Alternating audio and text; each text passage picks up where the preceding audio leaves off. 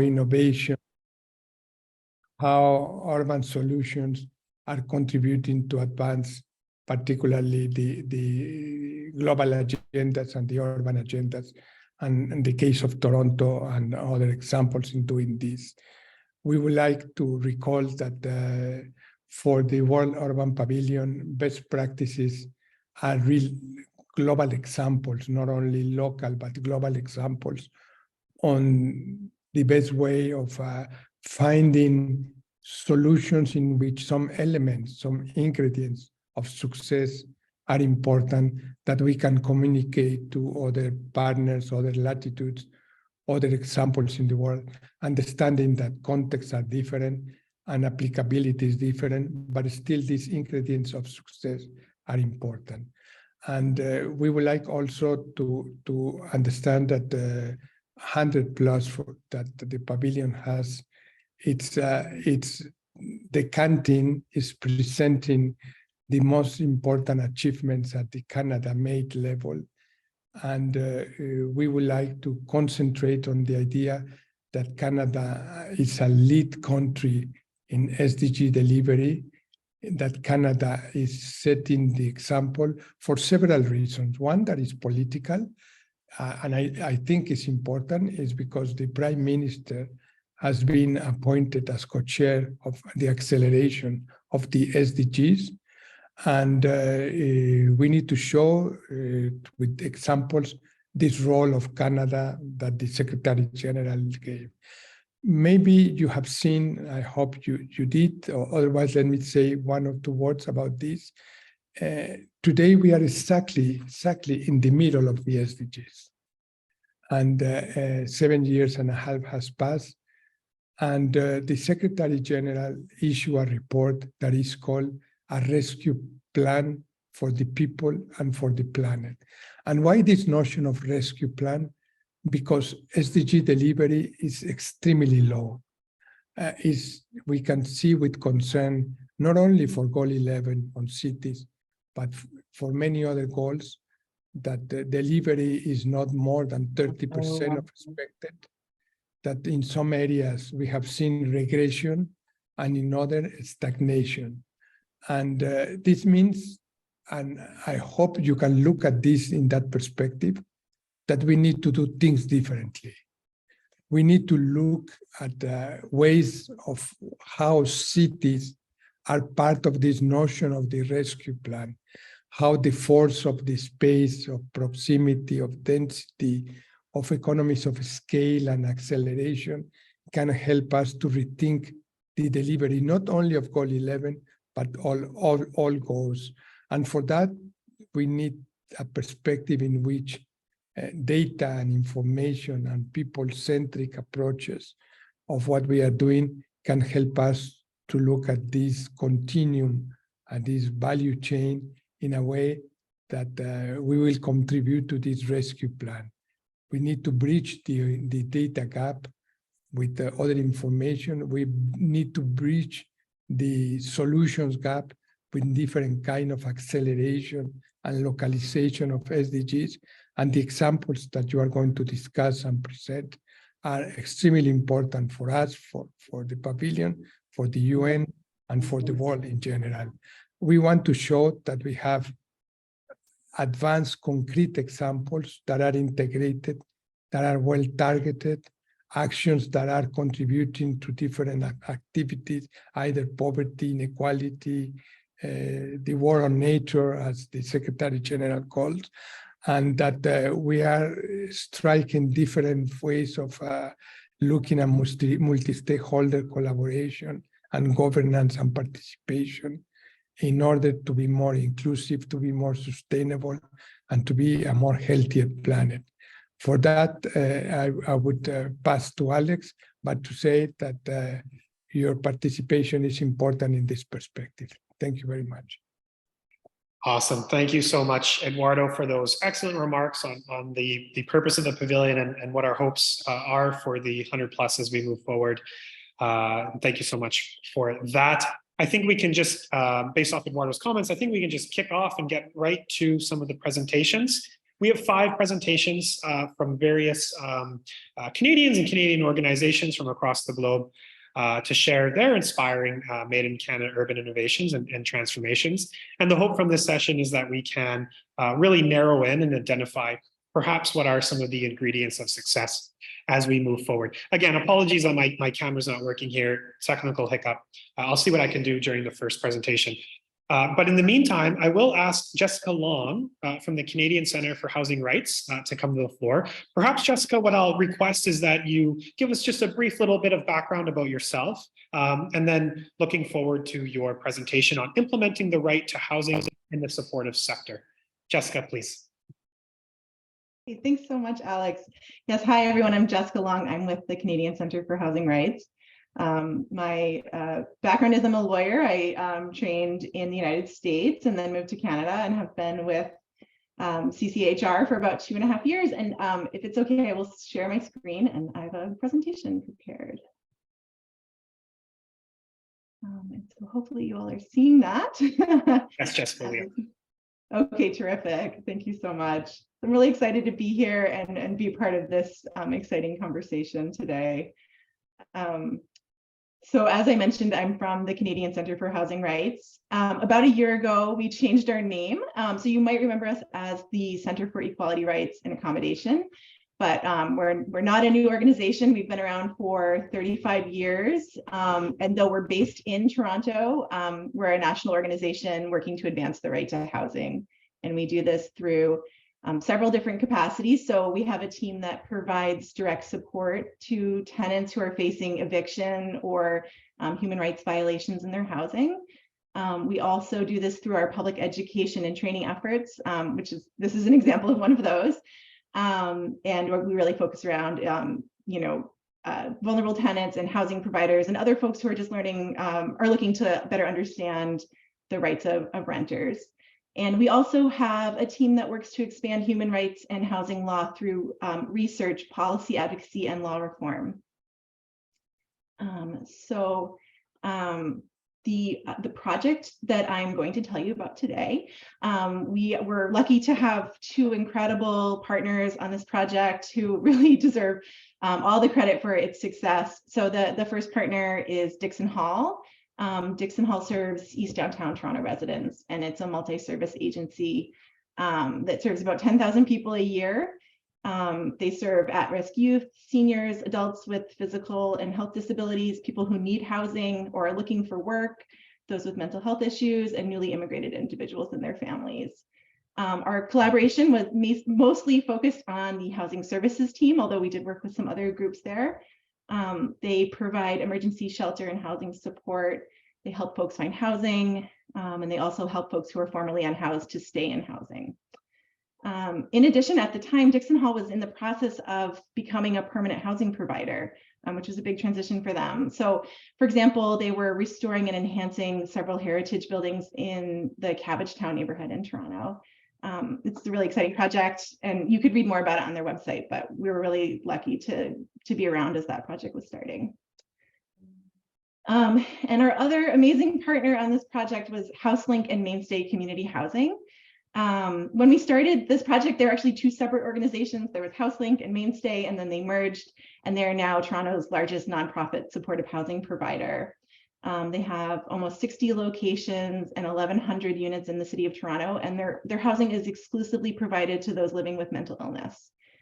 So the staff we worked with at HouseLink and Mainstay was a mix of building managers, housing support workers, some maintenance staff, like all different folks. And their philosophical approach to providing housing is that housing is a human right and plays a vital role in health and well-being. So they were just another really fabulous partner that we were very lucky to work with. So the project, the goal, the objective of this project was to grow a stronger rental housing system.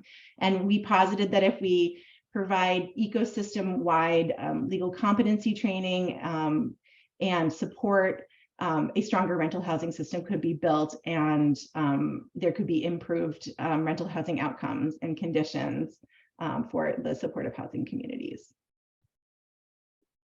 So we set out to do this through intensive education with staff and with tenants, as well as support in both settings.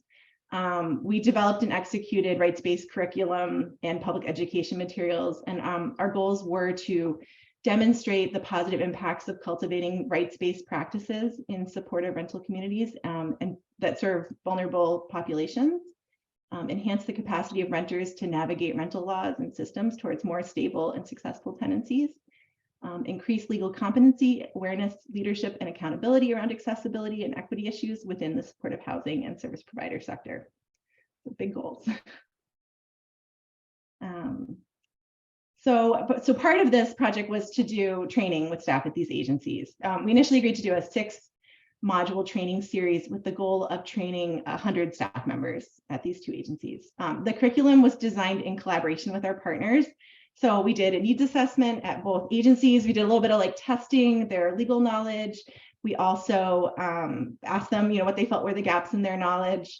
And then together with leaders at these organizations, we mapped out the curriculum, and these agencies had different needs. One is a housing provider, one is providing more support. So they ended up with slightly different trainings, which was great. We could really cater to their particular needs. And it was, really collaborative process. So this is a rough overview of the training. We felt it was really important to talk about the right to housing and its framework, at the international level, at the national level, and locally. And so the first session, that was really the primary thing we would talk about, but we really baked it into the entire training. Each session was a half day. So ultimately there were 6 half-day trainings. And a lot of the training is nuts and bolts of Ontario rental housing law, as you can see here. Okay, so the workshops were really designed to integrate these right to housing principles, as I said, along with practical information that workers could use in their job in a day-to-day way. The materials created as part of the series were designed to be replicated in order to train new communities of service workers and housing providers. In a few minutes, I'll explain how we've continued to use the materials we developed with other providers. Each half-day session included opportunities for breakouts. We did practice scenarios, gave them a chance to practice their new skills, how to manage conflict and support tenants with complex needs.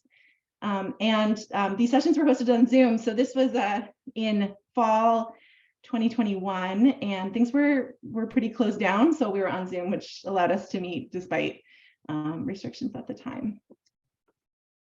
So we ran the full series 3 times, or 24 individual workshop sessions, and we ultimately trained 109 housing provider staff, including support workers, apartment managers, social workers, and even senior managers at these organizations. The feedback from the trainings was really overwhelmingly positive. I won't read all of these, but we're really grateful to hear that folks found the trainings to be useful and impactful on their work. So for example, one participant said that the project inspired them to implement a human rights-based approach to housing. And another talked about the connection between human rights and housing and how it gave them a new vision and power to resolve clients' housing instability challenges. So we were really glad to hear that they felt that connection between sort of right to housing principles and the needs of their clients. We also collected a lot of data about the impacts of the workshops, and it showed that the project was successful and significant to those who attended. So again, I'm not going to read all of the stats here, but a few that really stuck out to me were that 81% reported that since participating in the series of workshops, they were more committed to supporting accessible rental housing. And again, these were folks who were already working in supportive housing. They'd already made a commitment to this work. So I think it really shows the impact of using a rights-based framework to help deepen their commitment to supporting their clients. Another stat that I thought was really interesting was 73% report planning to adjust or change policies or practices at their organizations or in their work. So they were working at these incredible agencies committed to the framework, and they still saw room to implement some of the systems we were talking about. And I felt that was really significant. So we also signed up to do significant kind of similar training with renters. And this grant was actually applied for like before the pandemic. And I don't know if you can remember back to 2021 and how lockdown things were, but we originally envisioned that we would be doing in-person gatherings, and that was prohibited. There were gathering size limits. It wasn't a safe time to be doing that. So at first we thought, oh, we'll do these trainings on Zoom, just like we're doing with the staff. And our contacts at both of these agencies told us it wouldn't work, and they were right. We prepared to do the trainings over Zoom, and we didn't get even a single client signed up for the training. So we really were humbled by that experience. And this is because this population doesn't have access to the internet or devices to participate in the sessions, and so we had to figure out some other way to connect with the clients of these programs. So we had a series of meetings with our partners, and in the end, we developed another way to connect with the tenants and participants. So in spring of 2022, we started setting up information clinics with each provider. So with HouseLink and Mainstay, we went inside their buildings, and they would give us an office, and we could meet with their clients individually. With Dixon Hall, we went to their main office, where they have a lot of services and programs running, and so we were able to meet with folks there. And the staff at both places, help spread the word, put up flyers, encourage folks to come and talk to us. These sessions were mostly one-on-one because of all the restrictions at the time, but we could answer, questions from tenants and provide them with printed materials that we created, which I'll tell you about in a minute. And on occasion, we did do a small group session. We also set up some phone sessions and some one-on-one Zoom sessions where the staff helped us make the arrangements. So we were able to make a ton of contacts, and it really just involved sort of a new vision for how to provide legal education. In the end, we did 12 clinics. We talked to 73 tenants during those sessions. We distributed a ton of our written materials and pamphlets to clients and renters of our two partner agencies. So I mentioned those materials that we created.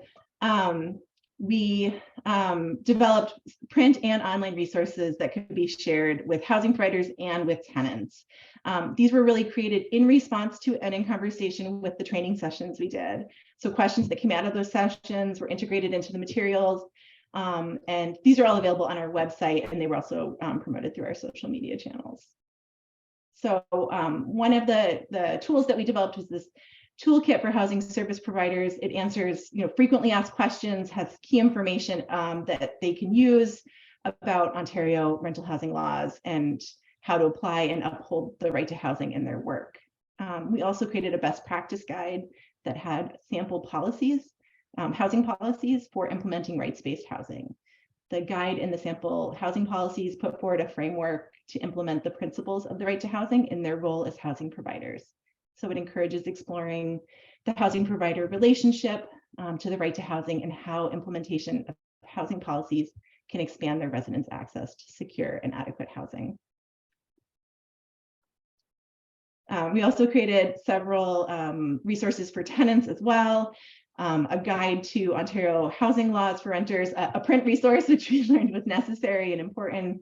And we also created a 3-part series of frequently asked questions that are meant to really be all-encompassing of issues that can arise for renters. And again, these resources are available on our website. Oh, and I just saw a comment from Pablo, who was my wonderful partner from Dixon Hall. Thank you, Pablo. I'm so glad you're here. So one other thing that we did that we felt really made a big difference is we provided support to both staff and clients at our partner agencies.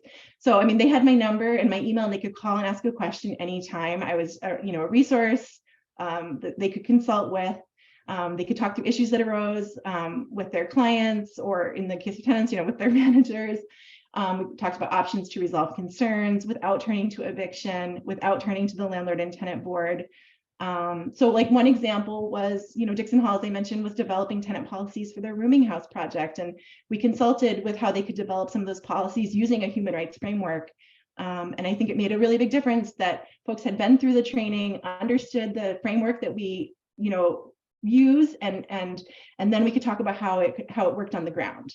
So that was a really exciting, the ability to support the staff and continue to have relationships with them, I think made a really big difference. Okay, so what did we learn? We learned that activating ecosystem-wide legal competencies makes a huge difference. We connected with managers, directors, frontline staff, support workers, and renters, and having connections throughout the ecosystem prevents the spread of misinformation and focuses the attention of all involved on problem solving and solutions. With the support of knowledgeable staff, renters could better navigate rental housing systems and have more stable and successful tenancies. We learned that educating housing provider staff on the principles of the right to housing resulted in deepening their commitment to better outcomes for their clients. So I think, some might assume that folks who are working the front lines maybe aren't as involved in sort of the big picture thinking about what is the right to housing, but we found that they were more deeply engaged than we could ever dream of. The education series focused significantly on the right to housing, and participants reflected on their commitment to adequate housing for all. And as a result, 4 out of 5 left feeling more committed to accessible rental housing. We also learned that by building legal competency and outlining best practices, we expanded leadership and accountability within the supportive housing and service provider sector.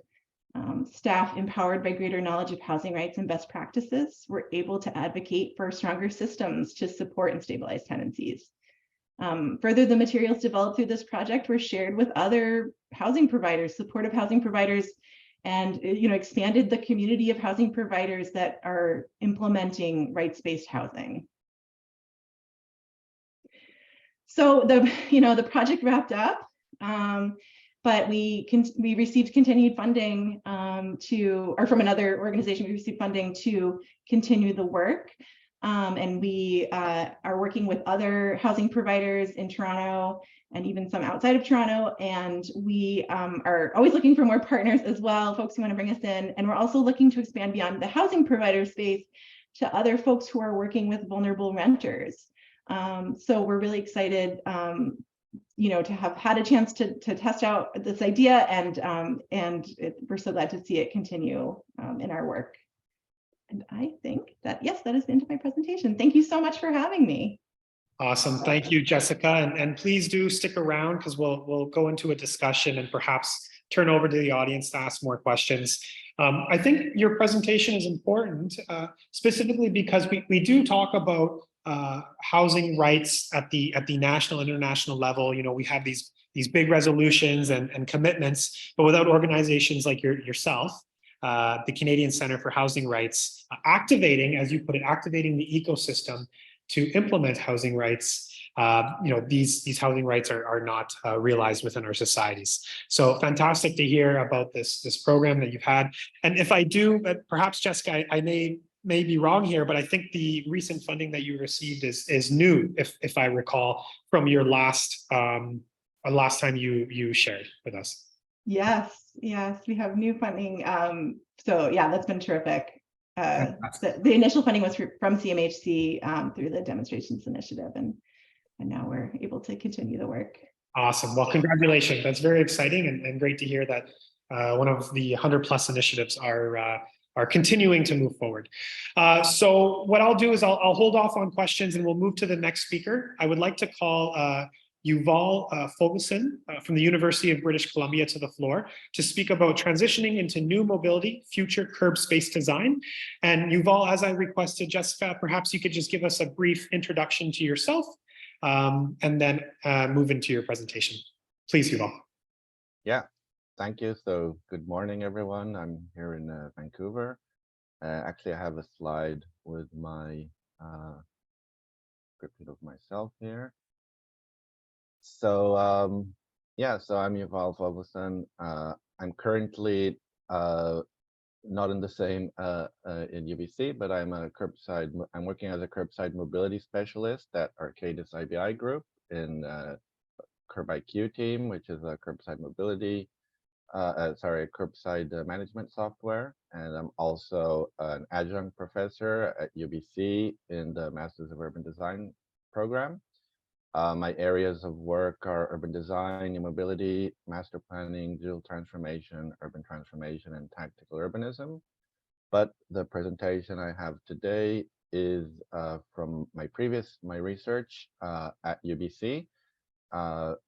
And this research, as mentioned, was called Transitioning into New Mobility, Future Curb Space Design, and it was funded by TransLink, TransLink's New Mobility Research Grant. So TransLink is a very important part in this, and especially in the connection and engagement with the municipalities. And at UBC, it's part of the TIPS Lab, the Transport Infrastructure and Public Space Lab. So I think this one will be maybe a lot more visionary and futuristic than perhaps other the other presentations. I'm looking forward to see the others, and it deals a lot with innovation. So just a little bit of context. The research happened, of course, during the pandemic, and there were two main themes that really are present in the actual research, which is virtual and tactical. Both tactical urbanism, which is part of one of my main interests, suddenly became mainstream in all our cities, and also the virtual collaboration. You see here a screenshot from the virtual charrette we did with the different municipalities.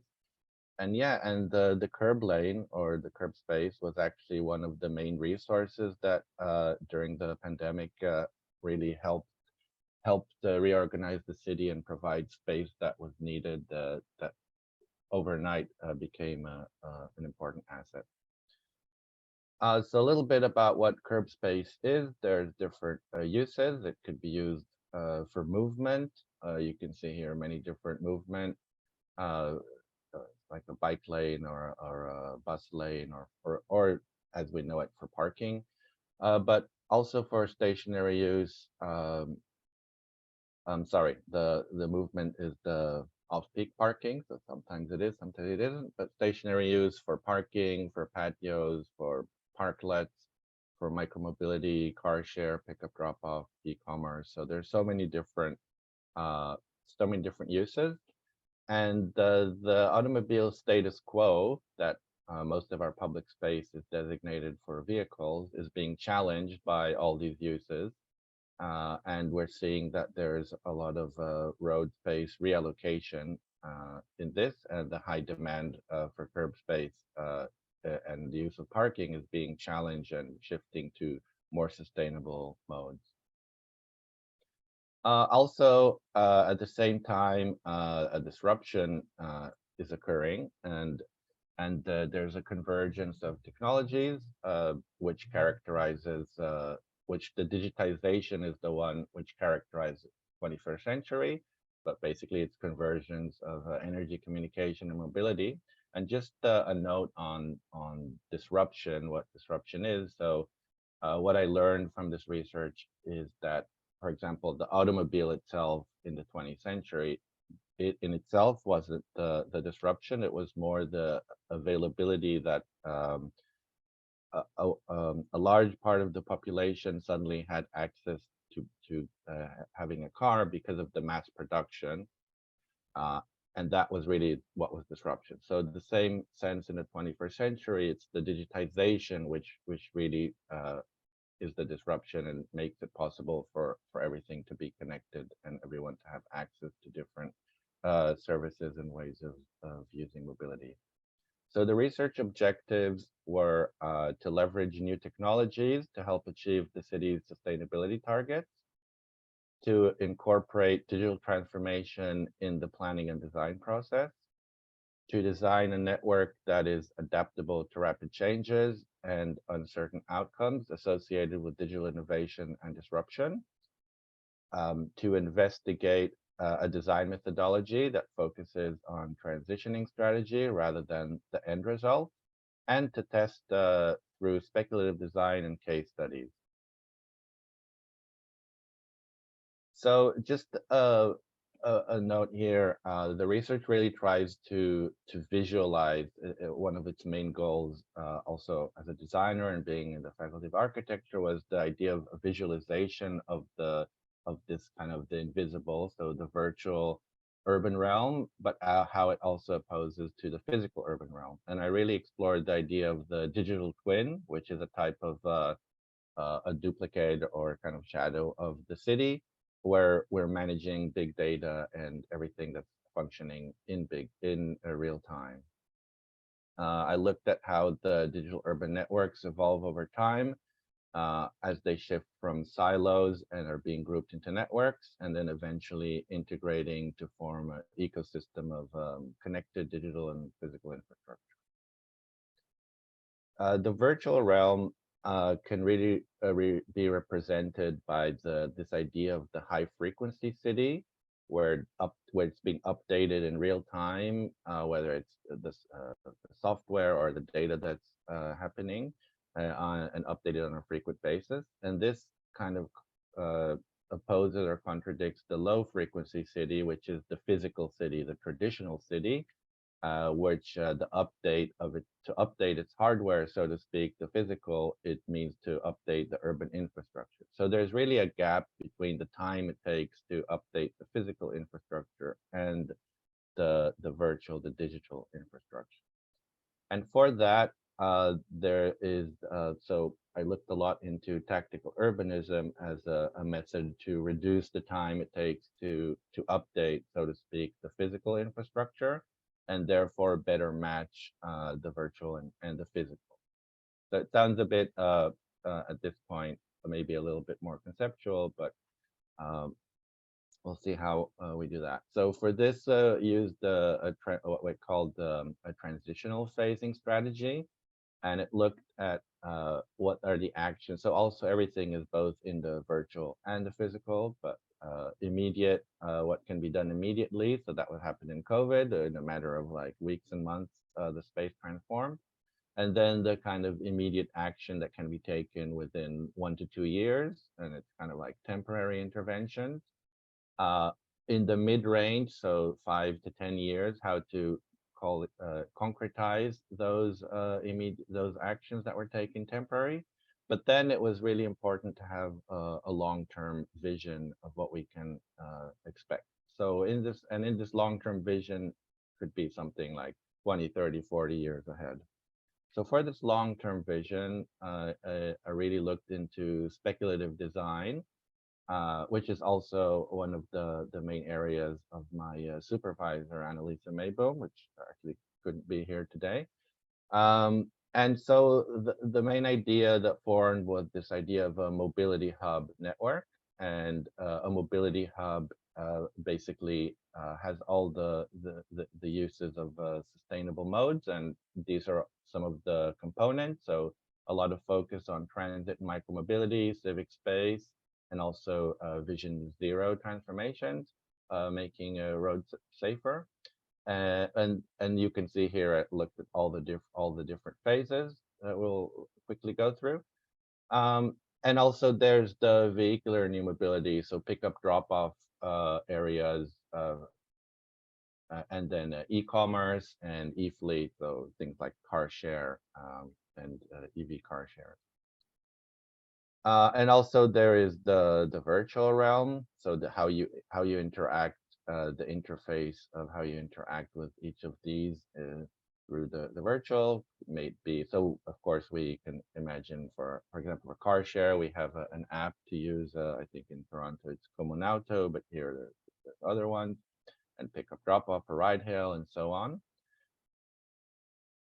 And basically came down to this idea of virtual curb space. So this is pretty much a kind of geocoded virtual curb space, and it's achieved through geofencing and through kind of digitization of these assets geographically and connecting to those. And it's really kind of with the specific regulations of what's allowed and what's the regulation for each space. And this translates into a bookable space, which is also managed, operated, and optimized to really to help enforce that specific use in different times of the day at different moments. So this idea of the mobility hub, I looked specifically at how this could kind of be formed as what's called like a community mobility hub design. And here you see the stages I mentioned before, but only in the physical realm here.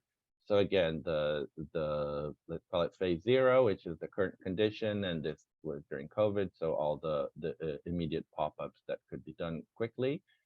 Then there's the interim of the piloting, which is the immediate action, 1 to 2 years. So here you can use light material, a lot of it's used in tactical urbanism, but through paint and parklets and bollards and different ways of different movable pieces, which also can be taken away.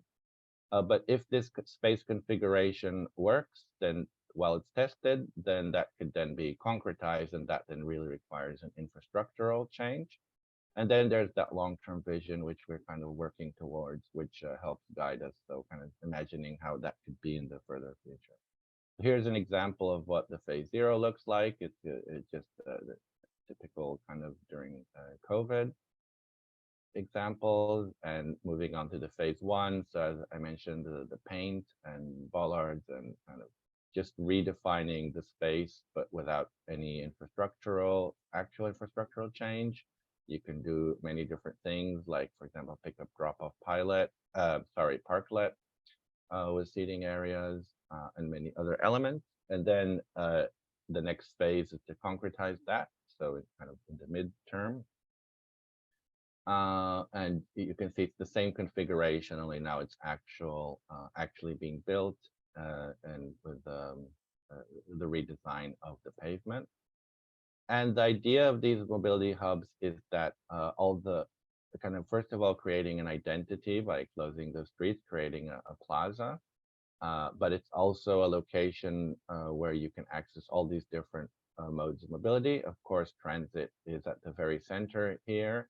And adjacent to it, you have your shared micromobility, bikes and e-scooters. You have also civic space, food trucks and patios and place to sit.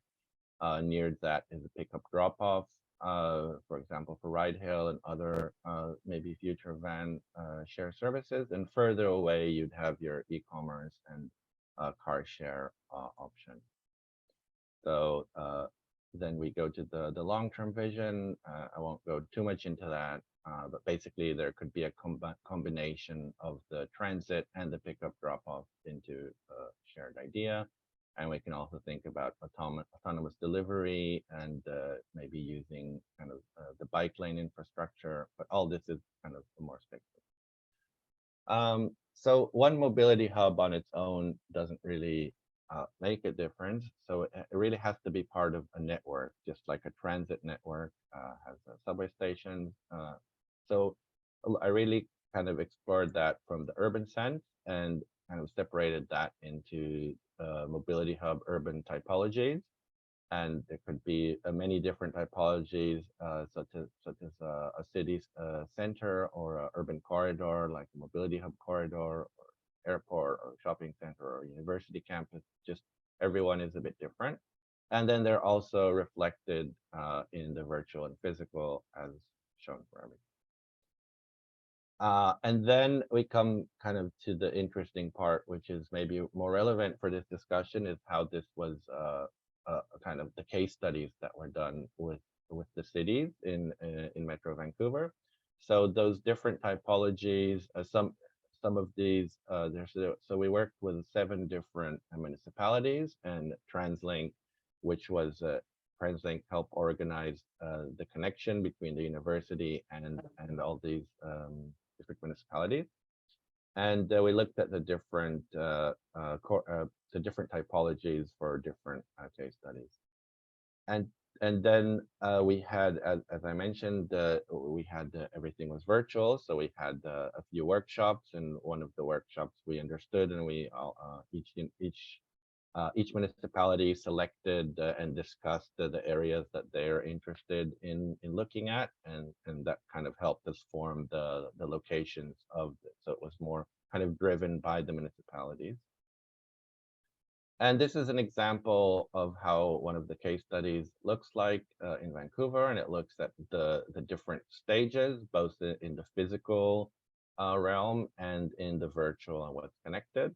and we can look at that a bit in more zoom. So in the beginning, the virtual realm, there's very little connectivity. You might be able to have access virtually a car share or a bike share, or kind of know the time of when the next bus is coming. But in the physical, there's a lot more changes.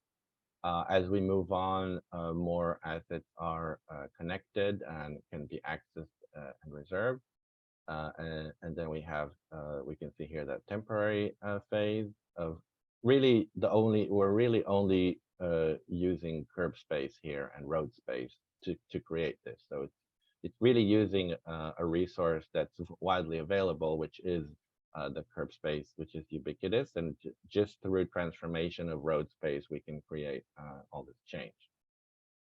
And then maybe this is very complex, but kind of in a more further stage, there'd be a lot more connectivity, and every single curb space could be accessed at different geozones, which can define different regulations. But yeah, here you can see a bit of a zoom into that, but I won't go into too many details here.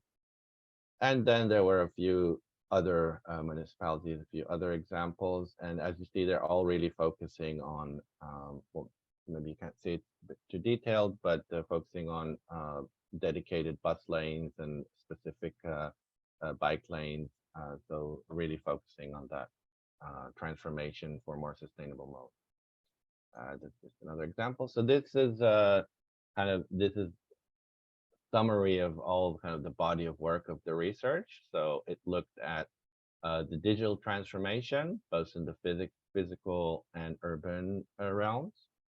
It looked at the strategy, so a transitioning design methodology, and the idea of a proof of concept, so through speculative design and the case studies. We finished that with a set of recommendations that both were directed at TransLink, but also for the municipalities, and they all received all the set of recommendations. I won't go through all of them, but the main ones are the regional, so new mobility as a regional issue, in terms of digital transformation specifically, in terms of innovation, how that can help in terms of specifically micromobility, civic space, and ride hail and car share. So I'm not going to go into the details now, but just registering that those were part of the recommendations that were shared. And yeah, finally, I'd like to come to where we're at today, to see how kind of that progressed. So after completing that research, I was no longer at kind of that same position at UBC. So it was kind of difficult to continue, but the research really led me to work where I do now as a curbside mobility specialist, and I'm working on a software of a digital curbside inventory. And so through the efforts of helping cities digitize their curbside, I've kind of come back in contact with different cities, not only in Metro Vancouver, but also some of these same cities. And I'm really seeing the challenges that they're facing in kind of implementing new technology and kind of adoption of innovation. And therefore, TransLink plays a really important role here. And really, we can see now that even like some of the recommendations of TransLink being a regional player and helping out and coordinating the municipalities, that's starting to happen now. And we can see TransLink initiating different regional curb data pilots currently. And it's playing a stronger role in that coordination of things that we traditionally maybe don't see as transit, right? So they're kind of taking that regional role in everything regarding new mobility. And also what we're seeing over the last year or two, that data standards such as curb data specification and mobility data specification are becoming more widespread, and many cities are adopting them, and many mobility operators. So that's really enabling these digitization processes to happen. and cities are really, it's really, they're really in the starting end of this curbside inventory journey. Yeah, so that was it. I wanted to thank you for inviting me for this and being part of it. Have here a little bit of information about TIPS Lab, TransLink, and additional people that participated in this. Thank you so much, Yuval, for the quite detailed presentation. I think this is a good example of what you're talking about, innovation and connecting what was previously disconnected in cities, in this case, the physical and virtual curb space, and sharing how this can generate some solutions for community transformation. This is exactly what the pavilion is about, and it was fantastic to also see how this is supporting regional connectivity as well. And I do appreciate the recommendations that you shared there, and perhaps we can connect on another date to see how we can leverage some of these examples that you're sharing and these recommendations with some of the cities and communities that the World Urban Pavilion is working with to also activate this excellent knowledge that you've provided our colleagues here with. And again, Yuval, please do, if you're able to, please do stay as we will dive a little bit deeper through discussion at the end, maybe the last 20, 30 minutes of the session here. I will move to our next speaker, Irene Gannett-Tost. Sorry, Irene, I think I got your last name wrong there. Irene is from Van City Community Foundation, and she will present on Van City Affordable Housing Accelerator Program. Irene, if you could just give us a brief introduction to yourself, and then looking forward to your presentation. Okay. Hi, can you hear me? Everybody can hear me? Yep. Yes. Yeah, great. I'm just going to share my screen as well. And thank you so much for hosting this. And my name is Irene Gannett-Tost, and I'm just going to figure out how to do this to share my slides. I'm with Van City Community Foundation, and we operate a program in Vancouver and the British Columbia called the Van City Affordable Housing Accelerator Fund. And I'm going to talk a little bit today about the program. I'm sorry, I'm having some problems getting my slide deck shared. You can see your slide deck, but we don't see in full presentation. We just see the working version.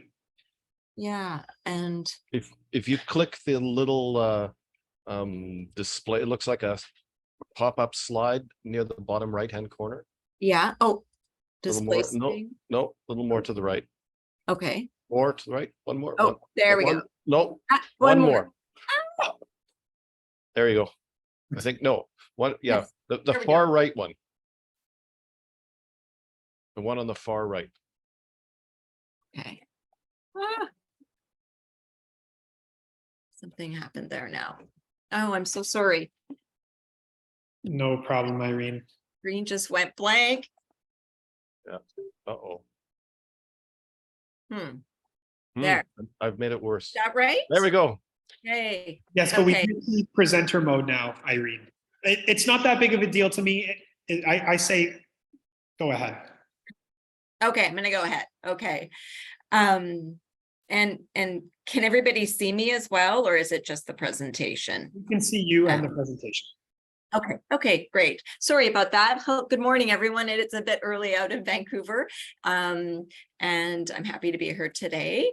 Okay. I want to talk about our program and just start with a little bit about the program is a partnership. Irene, I'm so sorry to interrupt. It does have a pop-up. It says give subtitles a try. Okay. Not sure if you can make that go away.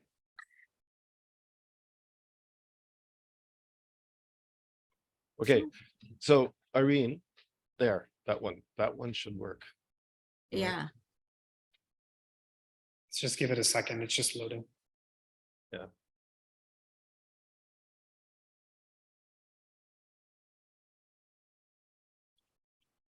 Do we have it now?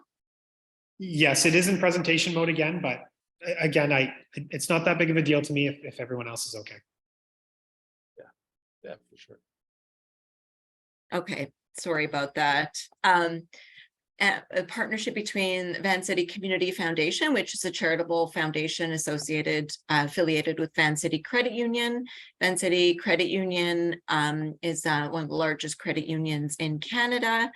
And Van City Community Investment Bank is a national bank that's owned by Van City Credit Union that is a 100% impact financial institution based in Ontario. And then we have a nonprofit society called the Greater Vancouver Community Assistance Foundation, which is the host for the program that we operate, which is called the Van City Affordable Housing Program and Accelerator Fund. I know there isn't a lot of need to talk about the housing crisis. Everybody knows that situation, but just to give you a little bit of a context of our program, how it emerged and what issue it's trying to address is, the recognition that too many people are paying more than 30% of their before tax income on housing and utilities. Income has not kept pace with rents. There is a need for 43,000 new housing units in BC annually over the next year to meet housing needs. Over 50% of renters are paying more than 30% of income on rent. And we know that single mothers, newcomers, refugees, Indigenous, Black-led and youth-led households are experiencing greatest housing core need. And ultimately low-income renters experience greater health and well-being disparities. So our program context is really situated on the challenges facing the rental housing market. The beliefs that our program is based on to address that issue is we believe that the nonprofit, Indigenous, and cooperative housing sector play a vital role in preserving and developing permanent, secure, non-market rental housing.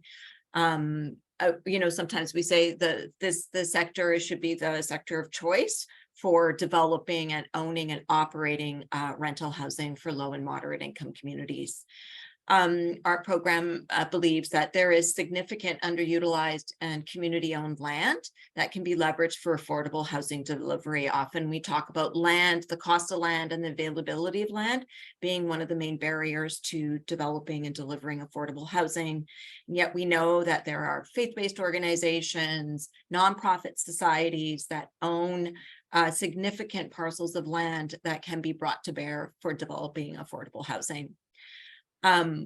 Relative to that, we see that many of these community landowners lack the resources and the capacity to actually move forward with affordable housing planning and development, and to unlock the cash reserves for the pre-construction costs, which prevents and slows down housing development.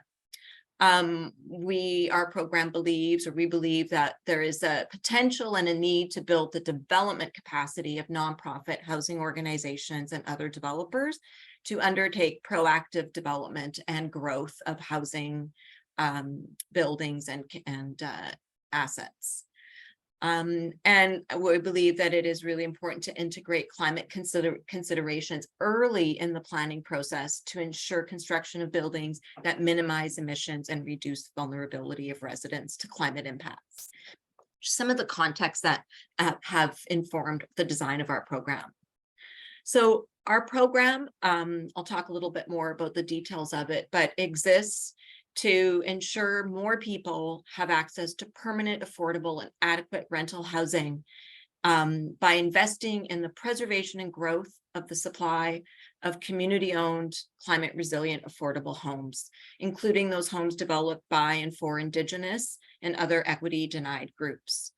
Our focus is on low and moderate income households from 20,000 to 100,000 that really is in that middle part of the continuum, though many of the projects we support more and more have a much broad mix of units.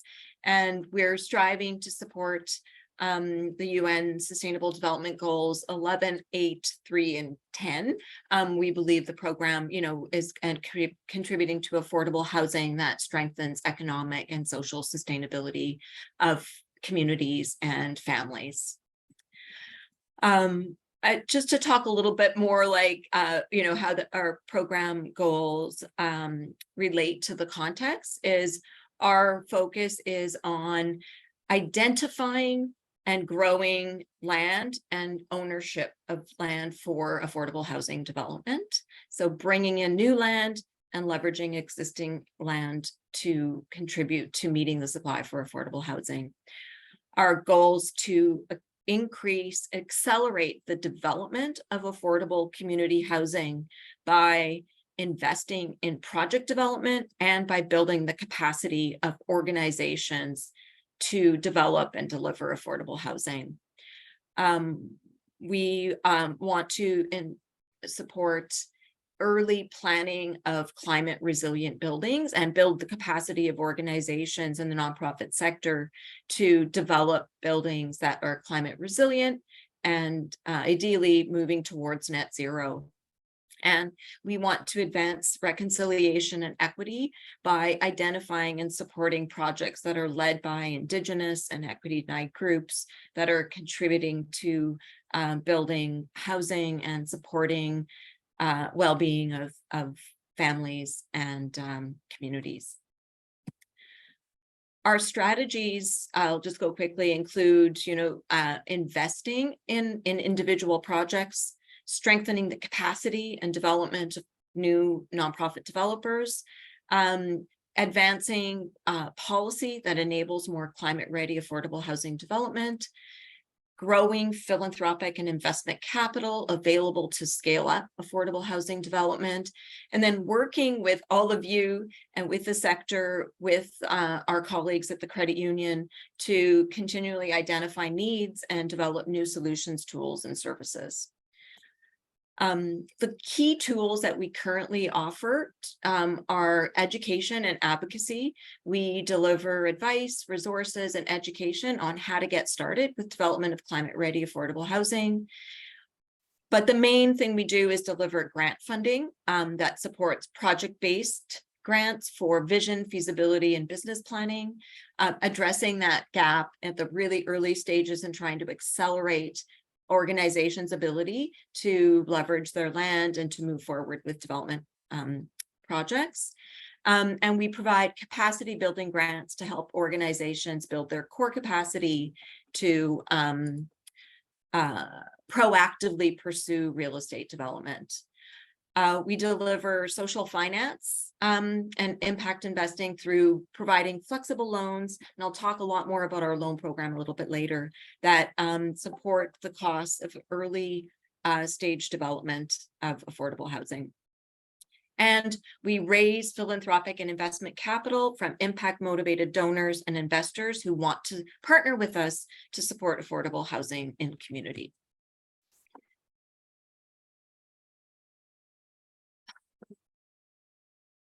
Oh. Okay. I want to talk a little bit about the challenge of repeating the challenge. So for organizations that have opportunities to develop land, they often lack the early nimble investment, which restricts the speed and scale of housing development.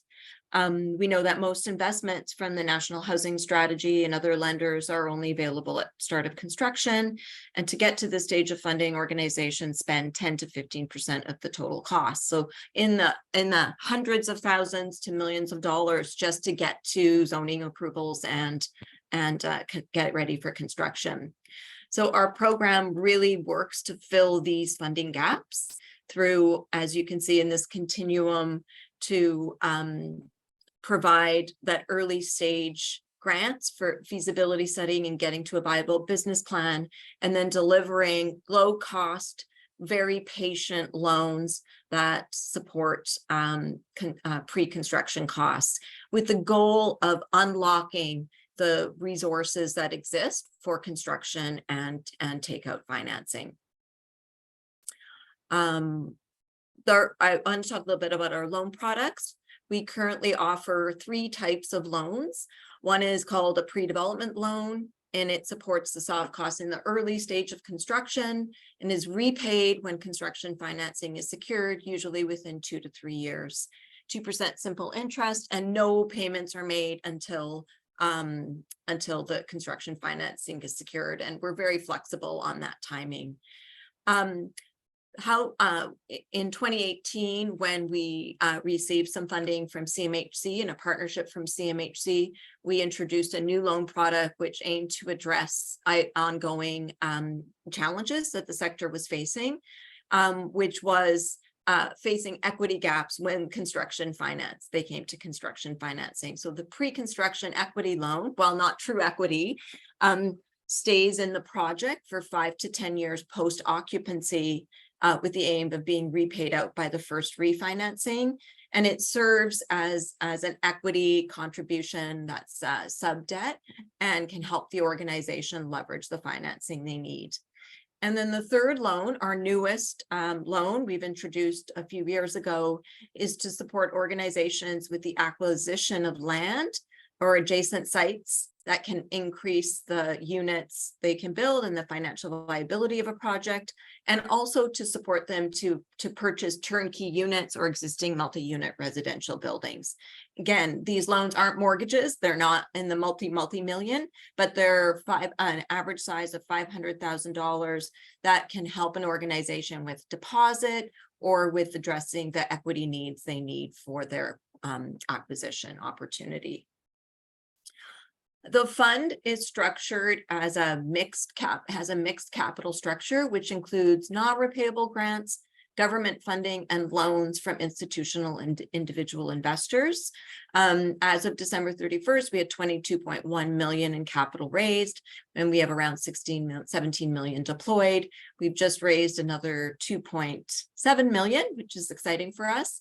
But a key element of the model is raising the mix of grant funding and impact investment funding, which allows us to keep our interest rates low and pay our investors, a competitive interest rate. The other thing that the fund structure allows us to do is to use the grant funding from Van City and the CMHC funding as first loss funds. So currently we have around 13 million of first loss funds. So our investor funds are fairly secure, unless we lost $13 million, which we don't anticipate.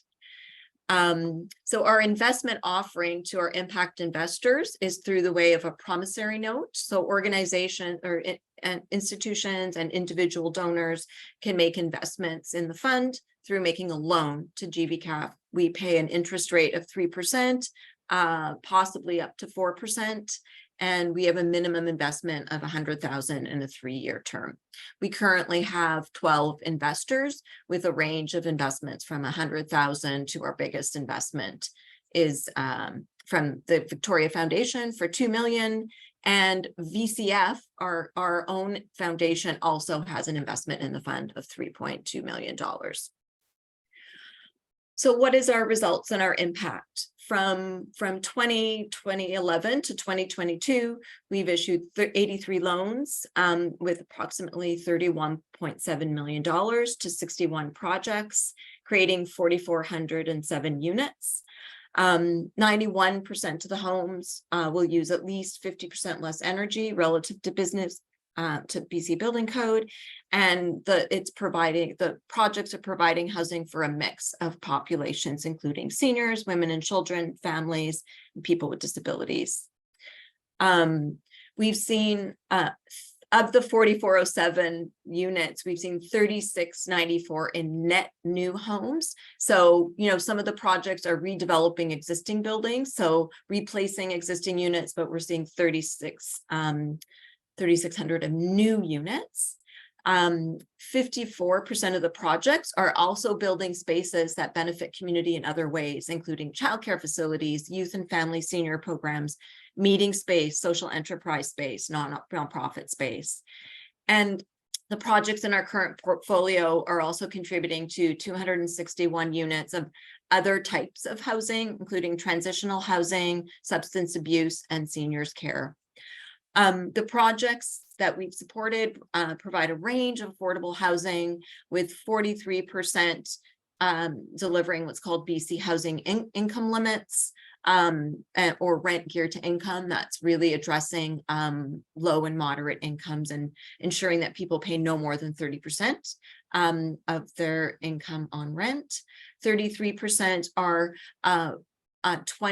typically 80% below of median market rent, so more affordable. And then 10% are at market rent, with 14% actually being deep subsidies. So there's a fairly broad mix. We currently have 17.8 million loans in our portfolio. We've had 12.6 million in repayments, and we've written off 2 loans for 509,000.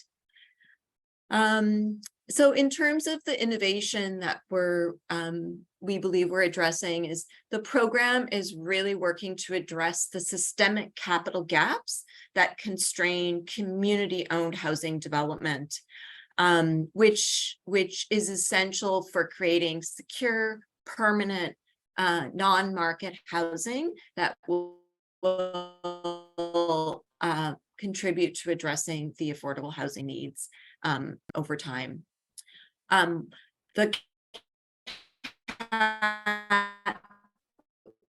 We're providing catalytic risk capital, weeks of loans being submitted.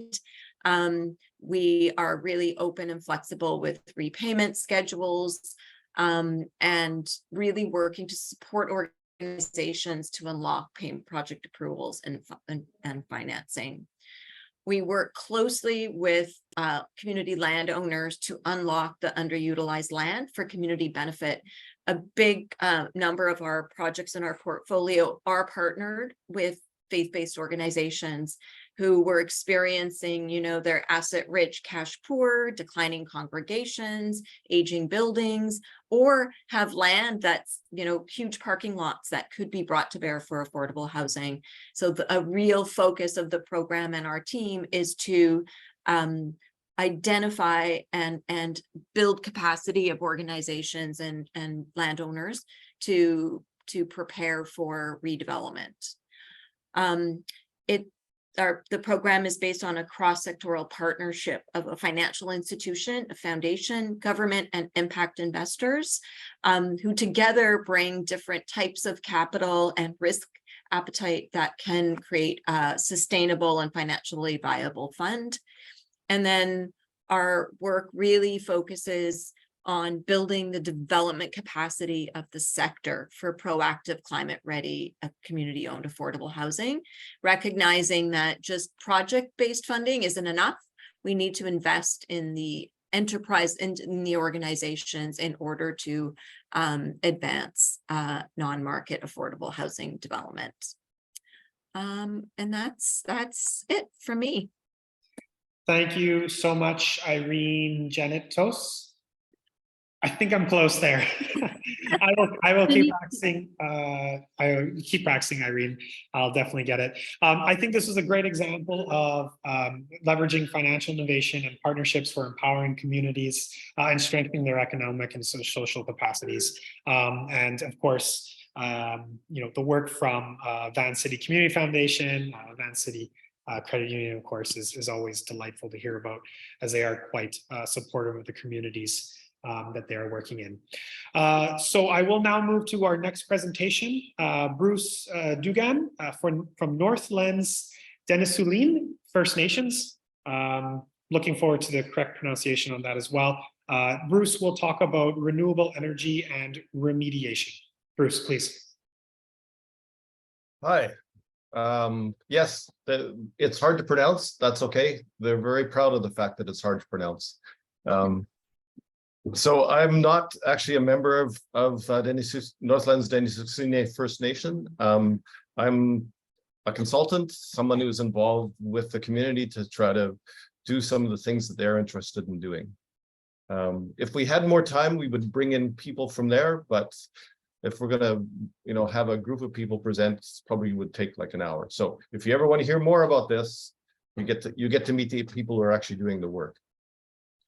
So the focus for me is renewable energy and remediation.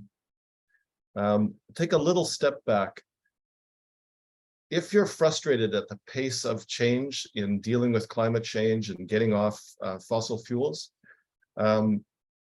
it's incredibly rewarding process to find out what First Nations communities, Indigenous communities are doing in that area. This is just a few of them. It's just the ones I happen to know about. There's many more. There's lots of reasons why they're leading, but it's fascinating to me that this transition, which we all know needs to happen, is being led by, in many cases, poor communities, communities that don't have access to capital, or a lot of capital, who are outside the mainstream as far as, you know, getting attention from the general public, but they are leading, and it's incredibly inspiring to know about it. We're just going to talk about one of them today, which is Northlands Denisisline First Nation. It's the same latitude as Churchill, so it's up near the top edge of Manitoba, but on the west side. So it's much more remote than Churchill.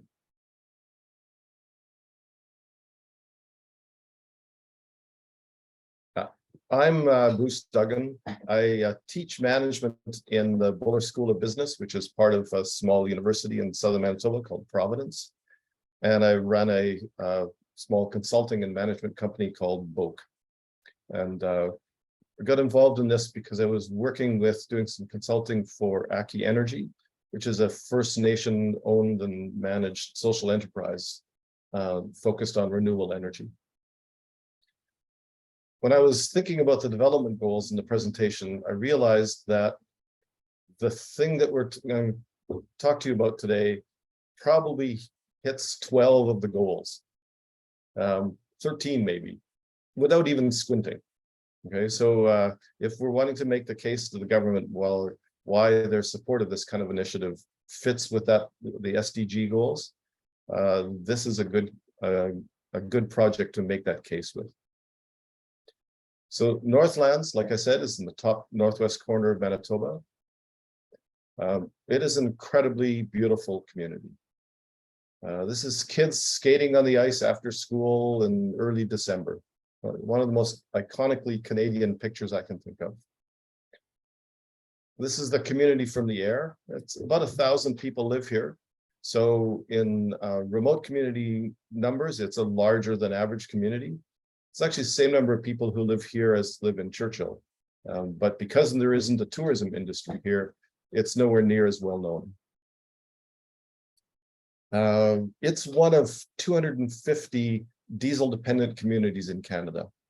These are scattered all across the north, anywhere that isn't on a grid. And these communities, all of them have to truck in diesel or barge it in. Northlands is on an esker, which is a long strip of sand and gravel. So when the diesel leaks, it doesn't pool underneath like it would if it was clay soil. It actually plumes down into the gravel. This is a leak from a 20,000 liter tank near the school. And all you can see is the top surface of it.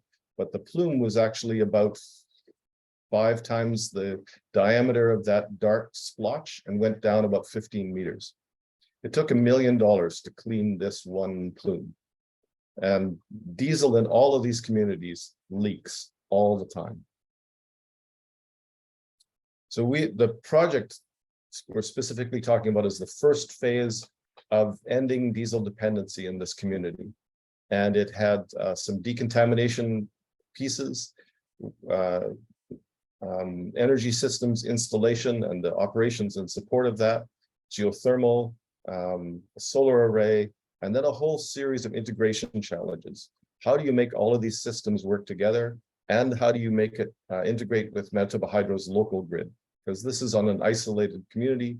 It's not part of the larger grid. So Manitoba Hydro currently runs a small isolated diesel generating system that just serves that community. And then also, how do you provide support to the people who are actually running it?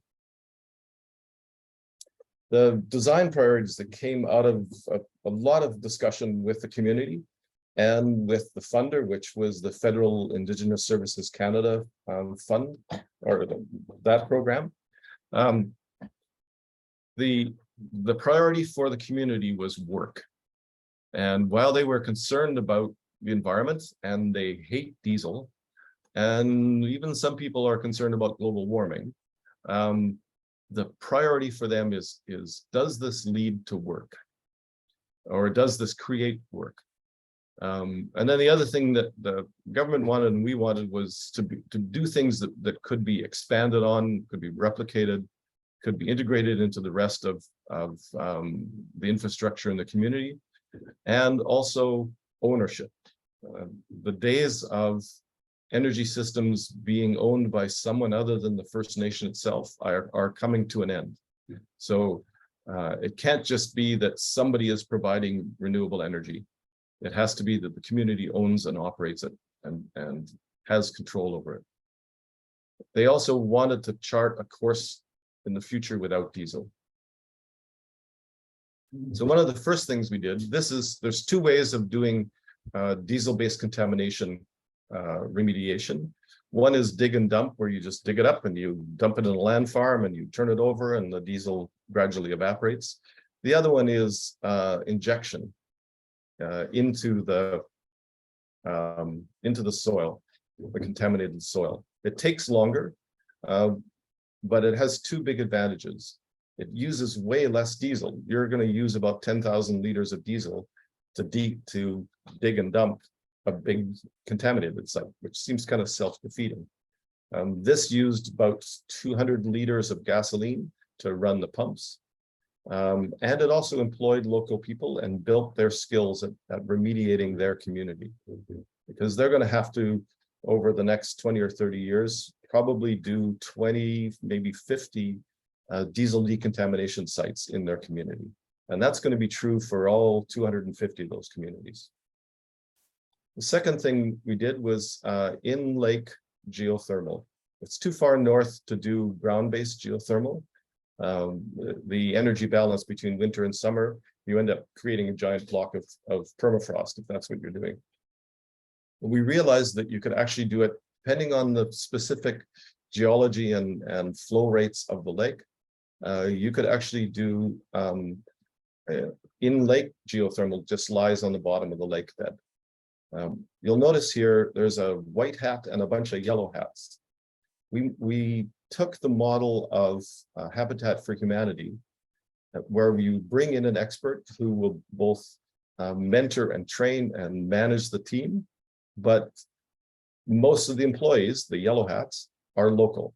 And so they're building their skills in doing this, and a commitment to the project and to ensuring that the infrastructure works by doing it themselves. And you have, it's a way of both making sure the project has a high level of expertise, because you bring in really skilled people, but also that you have community buy-in, and not just in some theoretical way, it's sweat equity into it.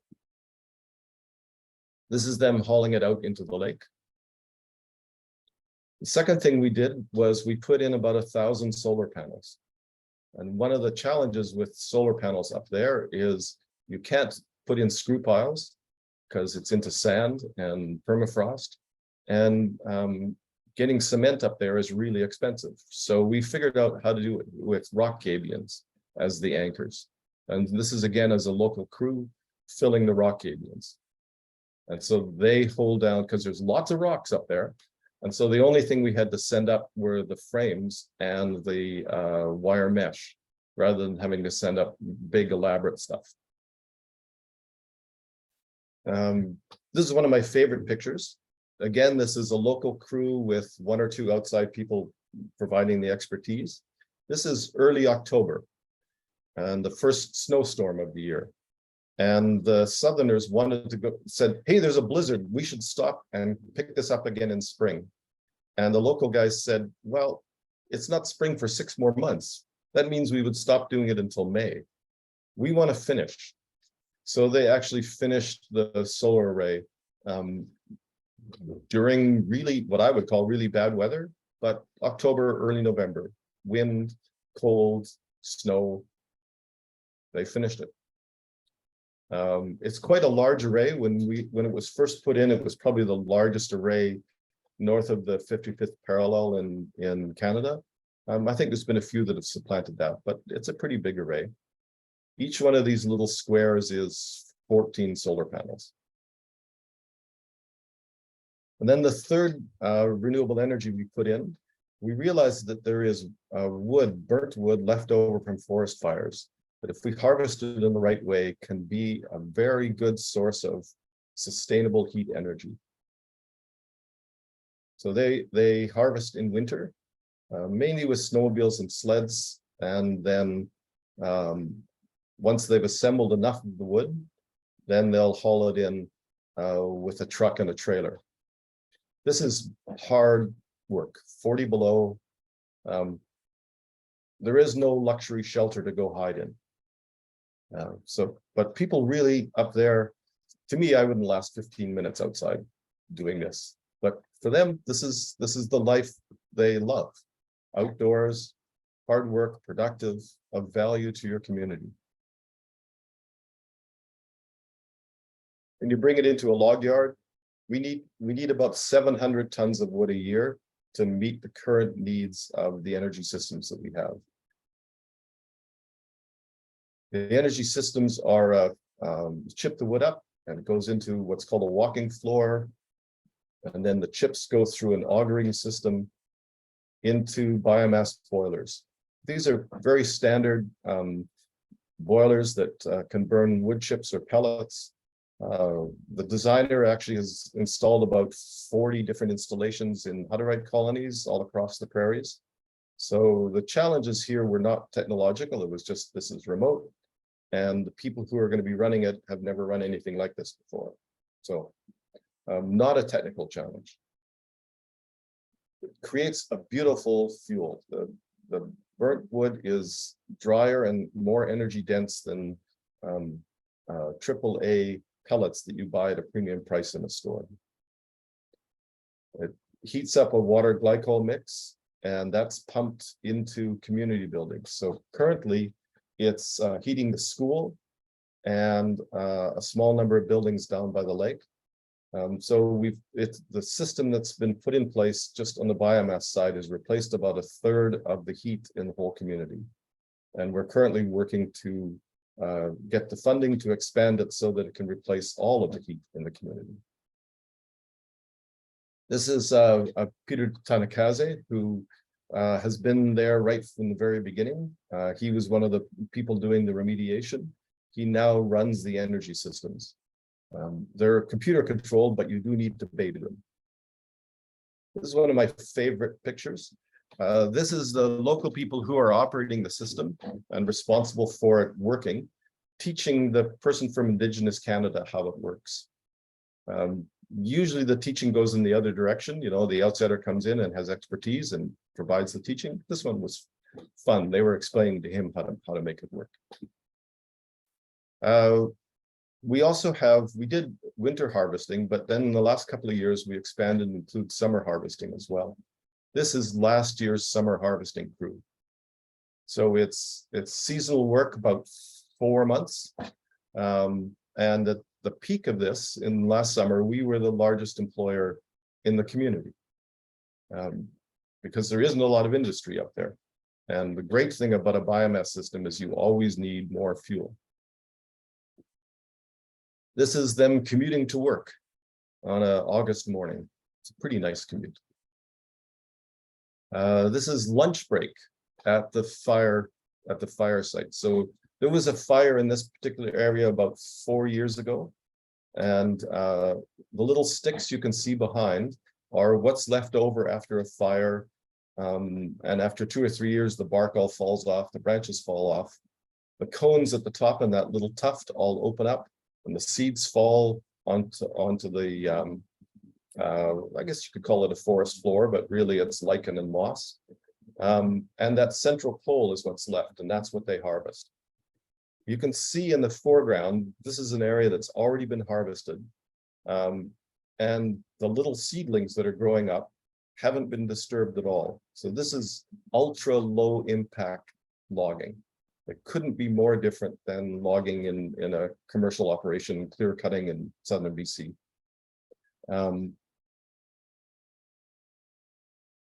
And you have about 10 years between the time the fire goes through and the time the caribou come back. Caribou won't come into a burnt area.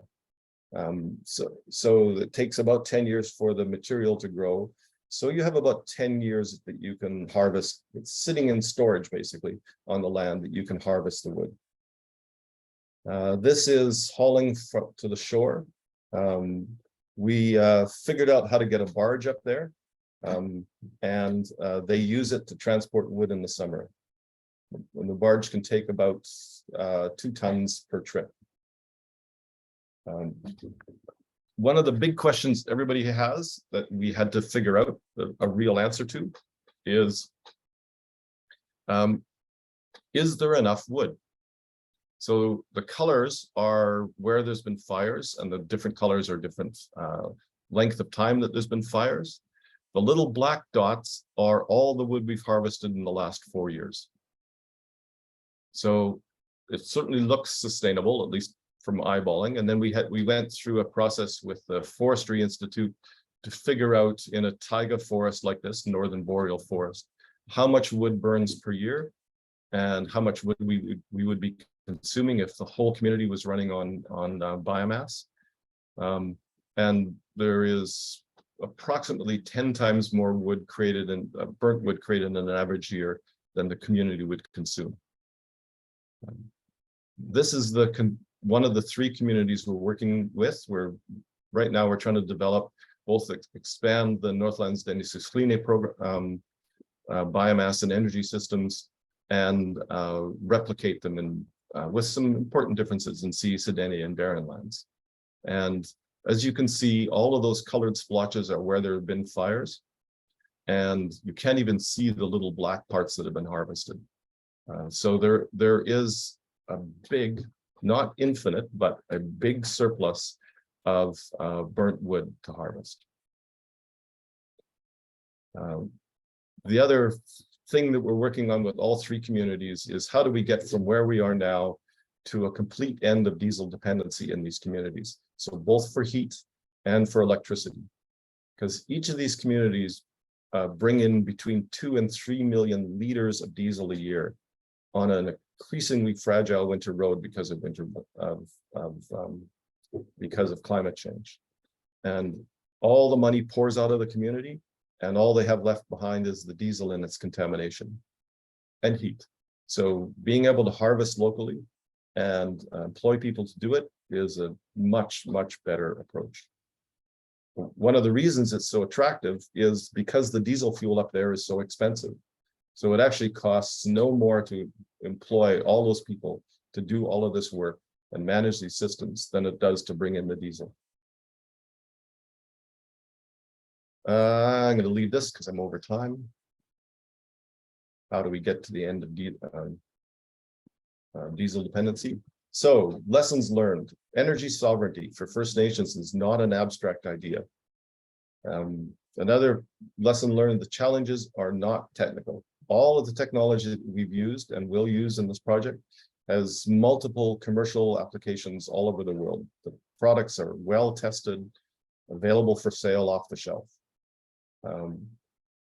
The other problem, though, is because we don't pay the full cost of fossil fuels, right? So we don't pay in the price we pay for heat or gas or diesel or whatever it is we're buying that's a fossil fuel. We don't pay the full cost of the damage of that fuel. So that means that the market won't do this transition on its own.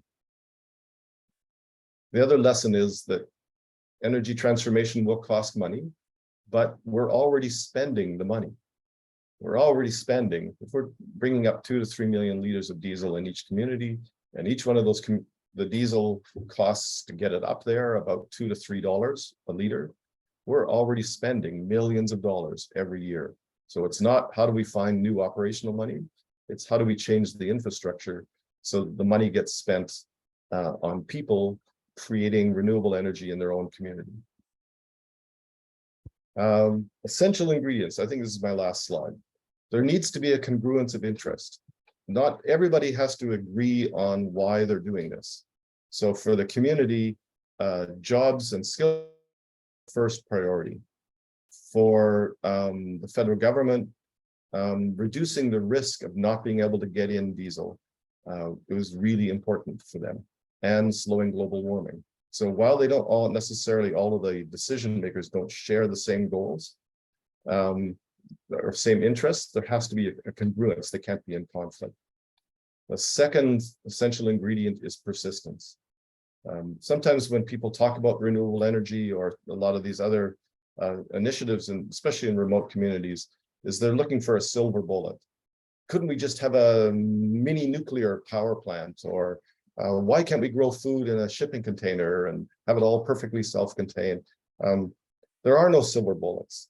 Well, the only thing silver bullets kill or cure are vampires, and there are no vampires. So it's not silver bullets, it's persistence. Through time, through multiple governments, both municipal government or First Nations governments and federal governments, the whole community has to be convinced about this. And then the whole world of funders and supporters around it also have to buy into it. The other ingredients, respect. People in remote communities, like everywhere, can tell if the experts you're bringing in don't respect them and their place and what they're doing and their priorities. They can tell when people are just coming in and saying, okay, I have a solution and you should adopt it, and how come you can't figure out that this is in your best interest? There's also a need for respect amongst and with and between the engineers, because this is a multiple discipline process. And then the last one, I wasn't sure whether I should put this in or not, but I actually think love is really crucial in this. The people you're asking to do the work have to love the work.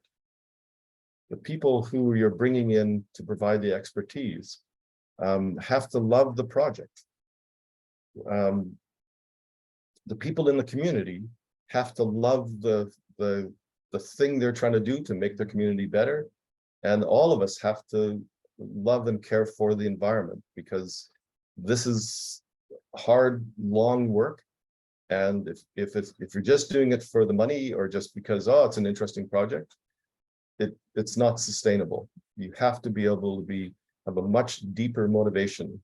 And I know the word love doesn't get used much in presentations, but what the heck, I'm going to use it because I think it's a crucial element. That's it for me. Thank you so much, Bruce. Perhaps a little bit more love in general in our societies are needed. I feel like I'm like John Lennon or a hippie or something. I don't mean that kind of, well, let's feel nice about each other. No.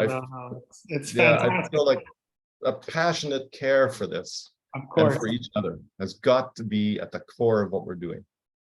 Yes, of course. And I also liked your line there about transformation is less expensive than business as usual. I think that's a very clear pitch for likely a lot of the presentations that we've heard from today, and also some of the other initiatives. Bruce, I just want to mention that one of the initiatives that the World Urban Pavilion is working on is what we call Global Hall for Indigenous Habitat, where we are working with Indigenous communities across Canada, but also across the globe to support in identifying and sharing what some of these Indigenous communities are doing and how they can support each other, share their knowledge. And this is also important for urban areas like the city of Toronto or like city of Vancouver and some of these other cities across the globe to understand some of the lessons that we can learn from our Indigenous partners across the globe as well. So thank you so much for that fantastic presentation. We do have one more presentation that I'm quite excited for, which will be presented by Maddie McNabb from East Scarborough Storefront, and also which I believe is a funded partner, which is Make Way Charitable Society. Perhaps Maddie, you can give us a little bit more detail on that partnership, and also looking forward to hearing about Community Design Initiative. Maddie, please go ahead. Perhaps thank you, Alex. Can you hear me? Yes, we can. Can you see my presentation full screen? Yes, it's fantastic. Amazing. The technology gremlins are on my side for now. One moment. So, well, first of all, just thank you to the event organizers, World Urban Pavilion and Regent Park, and to my co-presenters. My name is Maddie McNabb. My role at the East Scarborough Storefront is Manager of Community-Wide Strategies. Before I go further, I'll just start by acknowledging that where I am, the land that I'm on, is originally the land of the Mississaugas of the Credit River, and later including the Huron-Wendat and Haudenosaunee peoples. Toronto is covered by Treaty 13, signed with Mississaugas of the Credit in East Scarborough, where we work and do community development work, and that I'm going to be talking about today, is covered by the Williams Treaty, signed with multiple Mississauga and Chippewa bands. I myself am of settler heritage. I grew up in Toronto and have been working in the Kingston Galway Orton Park neighborhood with the East Scarborough Storefront for the last almost 5 years. So the innovation I'll be sharing today is an initiative that the Storefront ran from 2009 to 2014 called Community Design Initiative. This is a unique project that engaged local youth in reimagining a repurposed police station as the home for our organization and for a thriving community hub, the East Scarborough Storefront. This is very much ground up community-led solution that started with local youth vision and became the community's reality. And we will today focus on the transformative process by which we collectively got there. And I'm going to start with a short video. Here's a real test of technology. Let me make sure I've got the audio sharing.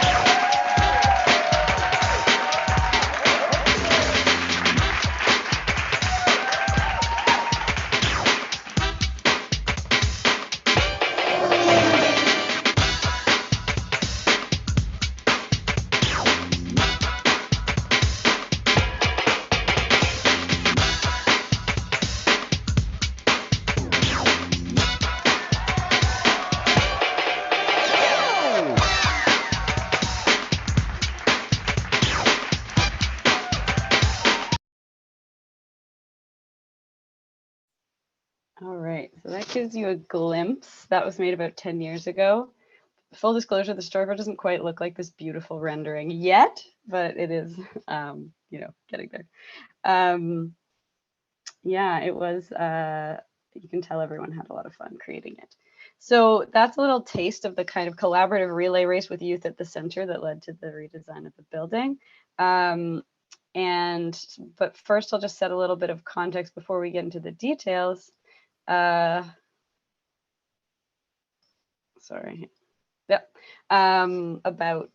the Kingston Galway Orton Park community. So East Scarborough Storefront is rooted in the Kingston Galway Orton Park neighborhood of East Scarborough.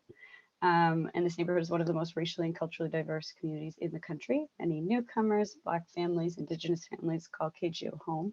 It's a densely residential area with tower communities located in the beautiful Highland Creek watershed. The challenges facing this inner suburban community shine a light on the geographic nature of poverty and systemic racism in this city and North American cities. Poor transit, lack of local economic opportunity are major challenges. Almost 30% of people living in East Scarborough live below the poverty line. It is also home to the highest concentration of social housing in Ontario. And this is some of the context in which over the last 23 years, Storefront has walked alongside community members in East Scarborough who are working to make positive change in their lives and in their neighborhood. So the Storefront, what we're all about, we describe ourselves as a community backbone organization. We do what we do so that the aspirations of people in East Scarborough are supported by a community ecosystem that grows stronger over time. And there's a little more information there about our kind of impact areas. And I think it's pretty clear the connections to how that kind of ecosystem strengthening approach connects to some of the community development goals. The ones we really highlighted for this initiative were sustainable cities and communities, reduced inequalities, and of course, the ripple effects on good health and well-being from there. Maddie, How we will. Sorry to interrupt. I'm just making sure you don't have presentation because I still see the video screen. Oh, sorry about that. Oh, okay, I'll try to stop share and reshare. Sorry about that. No problem. Thank you so much.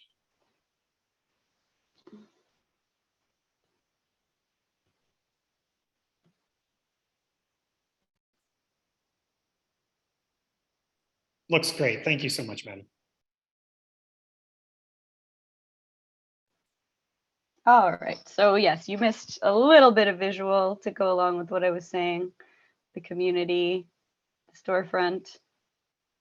And now we're on to the connected community approach, which is how we do our work.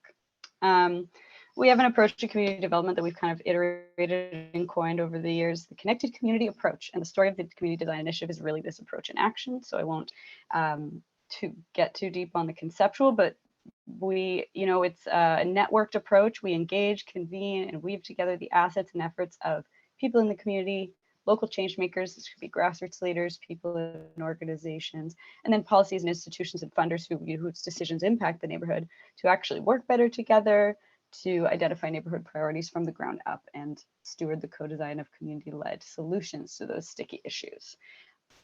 This can sound pretty conceptual, but it all happens because of and through our brick and mortar hub space located in the community, where we run a bustling collaborative service hub model where different agencies provide a sort of suite of different services and supports to community members in a previously underserved area, and where grassroots groups and others in the community can meet and gather, and where local residents of all backgrounds can come to feel welcome and access support and information of all kinds.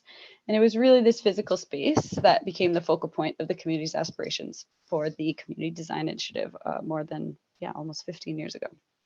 So now we get to the initiative itself. We're back to what you saw in that video, redesigning our building through what we call CDI. So when it comes to designing and building physical space, particularly in the marginalized neighborhoods like KGO where we work, the status quo keeps local residents apart from decisions being made in their community. I think some of the other presenters, Bruce has touched on these power dynamics in marginalized communities. With any community consultation historically tending to be kind of light touch and tokenistic. But CDI, on the other hand, was built on the premise of sharing power. We affirm that youth are vital community members with so much to give. And then we set about creating the collaborative foundations and infrastructure that really made it possible for local youth to play a transformative leadership role in designing a key neighborhood space. So you saw that relay race of the youth's idea to community organization, to architect, to city, to funder, back to the youth. You saw that collective wisdom and decision-making bringing everyone together. And this has had an enormous impact and ripple effects. So this was the building like when it first started. The idea for this project was born in 2008. There were kind of four things going on. One was Storefront was beginning to run out of space for our different programs and plans for the neighborhood with the community. A really important gathering space, Morningside Mall, had just been torn down. Don't think we're seeing the same slide. Yeah, do you see the building? Just a picture of the building with an apartment building behind? No, we see the our purpose and impact slide, the first one. Huh, must be a lag. Perhaps a reshare, Maddie, might. Sure. Sorry, must be some kind of, I don't know, maybe it's an internet issue. No problem, Maddie. My camera hasn't been working the whole day, so. I see, yes, I see a photo now of the East storefront. All right. Sorry about that. So yeah, Morningside Mall had closed. The City of Toronto and an architectural think tank called Architext was wanting to engage youth in the community in some kind of design project, and we had a lot of youth engagement at the time through another project. Can you see the next slide? Did it change? Yes, now we see a timeline slide. Okay, yeah, I just went back one. So these partners, Storefront, Architects, along with Era Architects and Sustainable TO. Well, first actually, we brought community members together for a community speaks to discuss these intersecting areas momentum, and they came up with the vision of we need a multi-use building that would act as a central meeting space. And that's how these partners came together with the idea that this former police station could be redesigned specifically for storefront by youth in the community. And this turned into a really innovative collaboration model between design professionals and the community development sector and community members. So here's the timeline. How did this actually roll out? Oh, and yeah, I'm hearing in the chat that there's someone in the audience who used to live in the area, which is awesome. I would love to know more about your experiences of the neighborhood.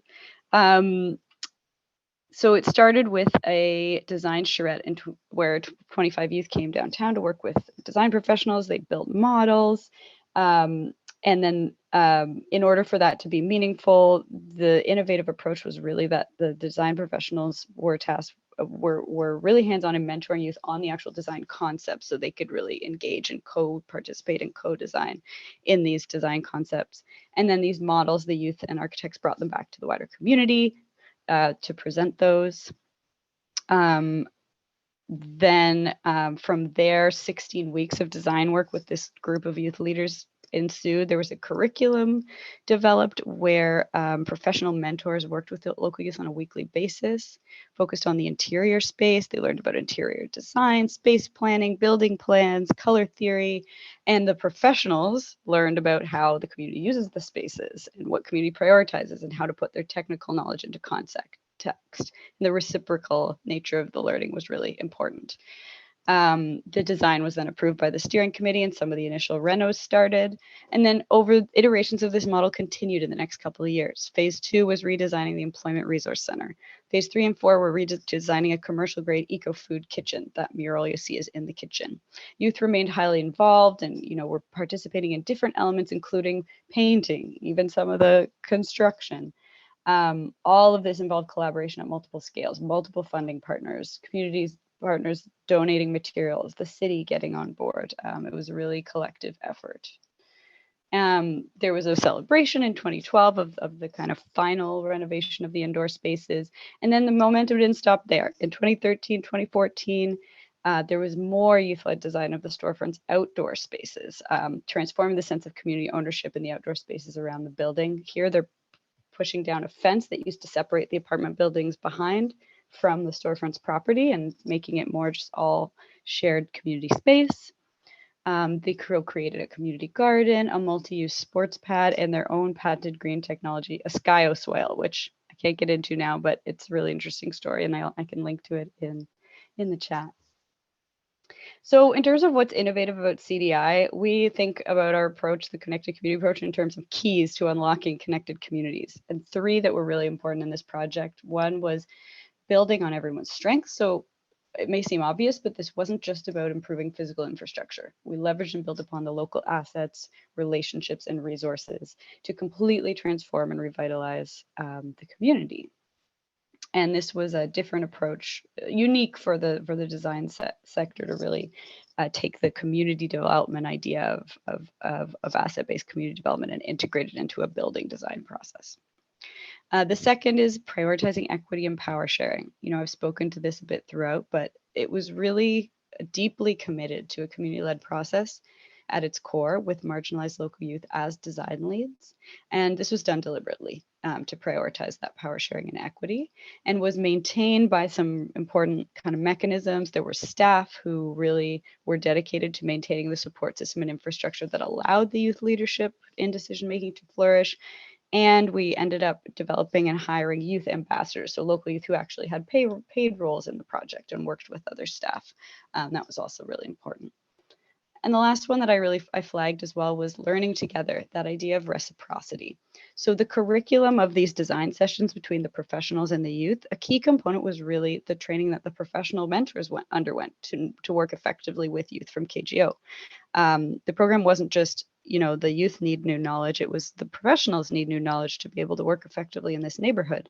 And that reciprocity built a lot of trust and made the kind of co-design and community ownership really meaningful and rippled forward for both groups in terms of how they approached community work going forward. In terms of the impact, the next few slides are pictures of the storefront today. The youth-led redesign process laid a critical foundation of trust, co-ownership, and good design that allowed the revitalized physical space of the storefront that resulted to thrive and grow into now what's considered a backbone of social capital in KGO and vital to its resilience. There's lots of ways a physical hub space could have been built, but where CDI approach came in was really making sure the new physical space, which, as I mentioned, was a former police station with strong negative connotations for many in the community, was safe and inclusive for the community to access with ease. Youth got the opportunity to explore careers in fields they hadn't previously considered, build leadership skills, and really develop their sense of pride and belonging, all really supportive of their well-being. And the professionals' learning, of course, also rippled into their future engagements and projects as well, and how they approach those.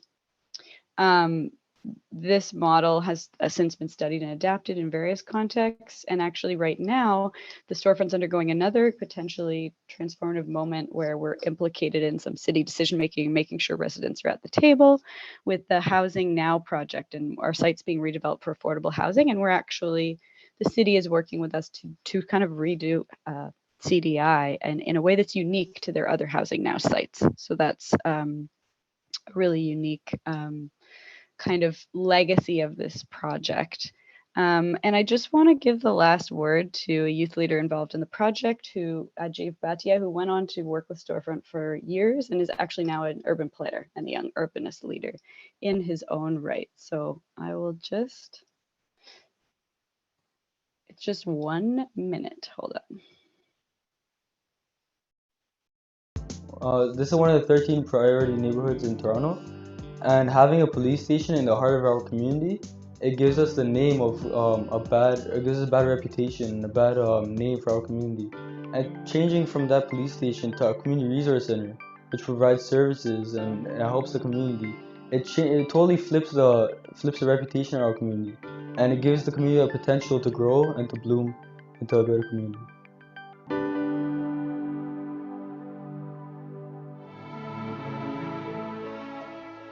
When you walk by the storefront, you just see a building, an old police building or old brown brick building. But with the renovations going on, it will change that saying from I'm going to the storefront to I'm going to the big glass building, or I'm going to our community resource center, or I'm going to our community garden. And that's what we want to see from the storefront. Imagine.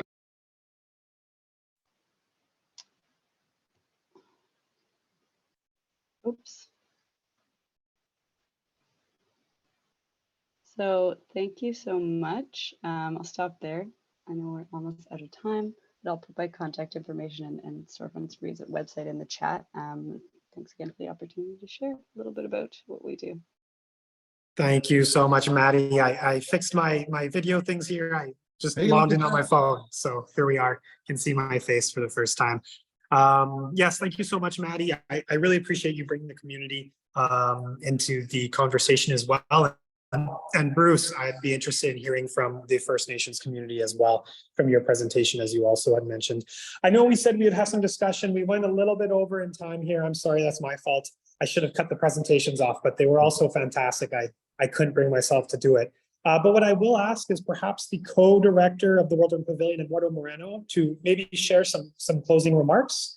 And just before you do that, Eduardo, I will say that all of this recording will be available up on the Pavilion website. I shared it earlier. And we are looking to leverage what we learned here today in that final report, the 100+ report that we had mentioned previously in the email as well. And we're, this is just the beginning. So we're looking forward to having more conversations as we move forward. Yes, Bruce, go ahead. That the links stay open afterwards for a few minutes anyway, because some of us may be able to stay on later and ask each other questions. I have fantastic. That's Maddie, right? Fantastic idea, Bruce, for sure. Eduardo, please go ahead. Thank you very much. And I agree with you, Bruce. Perhaps also for those that for some reason need to go, I would invite them to write some questions on the chat, and later on we can ask the speakers to respond to them, or ourselves to respond and send some material. In other words, we don't want that time constraint would limit the possibility to continue with this enriching dialogue, which indeed was very important. Let me tell you, my first reaction to all these 5 presentations is that from different perspectives, from different know-how, from different areas of work, all of them, as different as they have some commonalities. And it's a people-centered approach. It's thinking in environment, in the planet, it's thinking in inclusion, in the big agendas of the UN, I would say. And this is why, and it's not an accident that you are presenting, because the 5 presentations in different forms show the capacity for Canada to help the cities of the world to understand in different areas how they can be better and contribute with higher impact to what they do. Brief comments of each one. First of all, the right to housing is something that when I was in the UN for 20-something years, it was one of my priorities. But what I really like from Jessica's presentation and from the Canadian Center for Housing Rights is that it's not only a theoretical presentation on how the right to housing can be achieved, but more than that, it's a serious attempt to connect this to what she calls the supporting sector, which is how different areas can make viable the right to housing. And the examples and the process and the method that you presented was extremely important for us, and we will use it and take note. Yuval is a completely different area of work. For me, it's an attempt, a very interesting attempt, I would say, particularly after COVID, of redesign almost new charters of density, of proximity, of flows, of bringing together technology and urban space. Yuval's presentation from the University of British Columbia, it's a very interesting way of bringing together a new generation, I would say, high tech and new generation space design with mobility, but also the understanding that the space itself is a vector for change. And all these elements and what you call the future cover space, it's important to us because we had been working in the World Urban Pavilion and with the UN system in trying to provide some kind of knowledge and training and understanding to cities that they need to reposition differently in the world. And the presentation of Yuval gives a lot of insights on what is this difference. Thank you very much for that. Irene from Van City is the second time that I heard this. I think it gave me more light on what Van City is doing. And I like a lot the presentation because it's an attempt to solve a very old problem of affordability and some groups that are put aside of the housing benefits and real estate development, nonprofits, cooperatives, indigenous organizations, how they can really benefit from affordable housing. And Van City is doing serious efforts to strengthen their capacity, to create tools, to create financial mechanisms, and to advance the agenda of greater housing security and community development. It's a great presentation. I love, unlike all the others from different forms and interests. Bruce's presentation, I would say that Bruce, to me, personifies passion and interest on the local and doing things. Thank you for that. Your presentation is a real practical example of how your community and indigenous community, in this case, Manitoba, northern Manitoba, can support and advance renewable energy in a perspective of becoming independent. But not only the notion of energy, but also local development, local opportunities, creating jobs, and becoming an alternative, obviously, and this is important, and perhaps in the future we would like to continue working with you, Bruce, in the idea of showing that what you are doing is another way of doing business. Not business as usual, but less expensive, more integrated, more impactful ways of working together in this notion of business. And it will be very, Maddie, your presentation touches in something that is at the center of the pavilion, and it's the idea on how communities can play a larger role in the global development agendas. But for that purpose, how we need to reinforce communities. Reinforcing communities means then becoming political actors, becoming local development actors, creating and recreating local community development and opportunities. I would say recreating the landscape of what the local is and what inhabitants are. Also, you did not mention directly COVID, or if you did, I miss it, it doesn't matter. The important thing is that in a new normal society that COVID should bring to us, what the community design initiative of Make a Way and Charitable Society is doing is presenting the possibility of bringing back some values that for some reason were eroded over time with development. Identity, community development, even empathy, collaboration, and the fundamental notion of co-creation. I like a lot the presentation as well, like all the others, and to tell you that our job will be now is to synthesize this. We are preparing with Alex and with the team in the World Urban Pavilion a report on 100+, in which all this is going to be featured. And it was good to listen. We recorded you. We will come back to this. We will present some summaries of your presentation and submissions, and we will send it to you for clearance.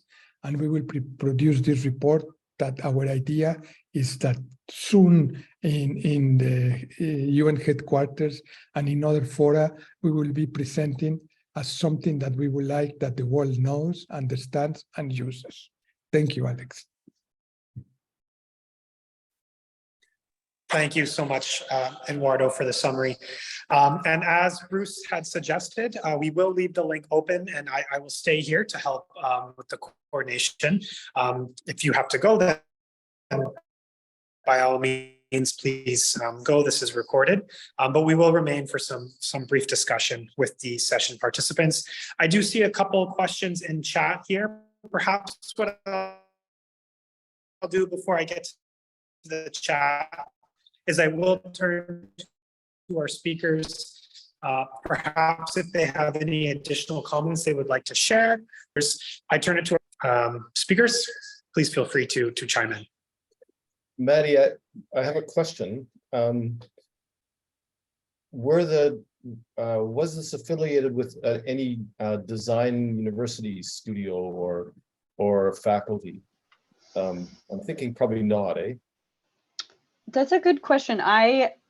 It had so many phases, and I'm, yeah, to be transparent, I'm representing work that I wasn't directly involved in. So there were some researchers and academic players involved, but they weren't the core partner. So I don't know for sure, but I could find out. So the reason I ask, a few years ago, I got to be a visiting scholar at the U of M Faculty of Architecture and Landscape. And I think there's a way that the work your young people did could count as a credit for a course. So yeah, we tried that with the school board at the high school level, and we Right. didn't get too far. Well, let's see if we can't credit it as a university course. Interesting. Right, That's so yeah. That's Someone that's who really might never have interesting. thought of going to architecture or doing design Yeah, could get at least one course credit and go, oh, you mean there's a career here? for sure. Yeah, and at least one participant did go on to become architectural technologist, and one's an Yeah. urban planner. But yeah, they did not get a credit for it at the time. So that's another layer that would be amazing to explore, and if we did it again. Well, you're doing something with the basketball court, I think, or another redevelopment, right? Yep, there is another redevelopment. Let's see if we can figure out how they can get course credit for that. Sure, send your email in the chat. Yep, will do. And Maddie, just to chime in on that, the World Urban Pavilion is of course happy to support these types of initiatives. That is the purpose of the pavilion, to really help kickstart some of these innovative ideas that are coming right here before our eyes. You mentioned us being involved in the future. We really want to do that. One of the things that we can do, we can find money for local people to travel. So if there's a way to have a venue where they can present this in a longer process in Toronto or New York at the UN, come on, or in Toronto, they would be very interested in doing it. They are compelling presenters, and they can make the case way better than me.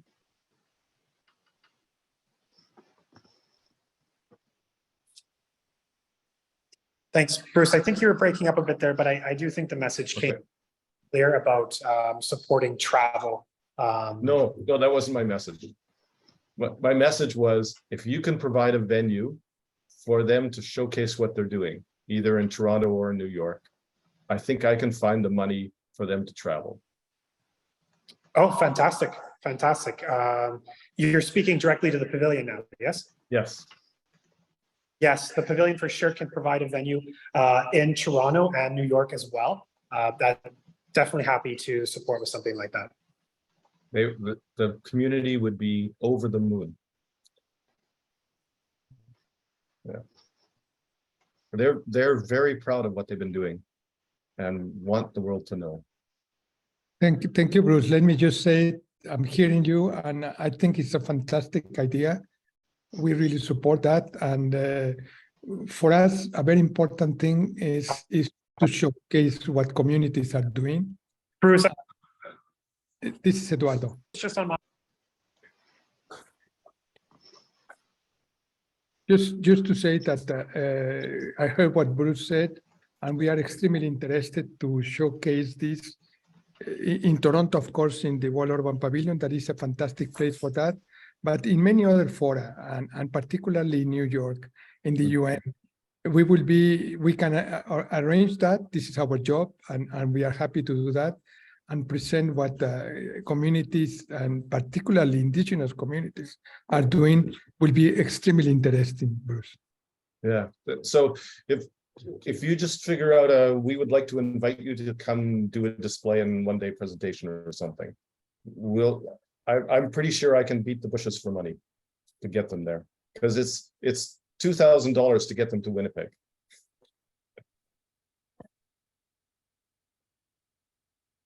Anyway. Awesome. Thank you, Bruce. And apologies for me breaking up here. Right, let's call it a day. With that, I do see a couple other questions in chat here. I do think we are losing our speakers though. And with that, perhaps what I'll do is I'll close the meeting, because we did lose almost all our speakers here, except for you, Bruce. We've lost everyone.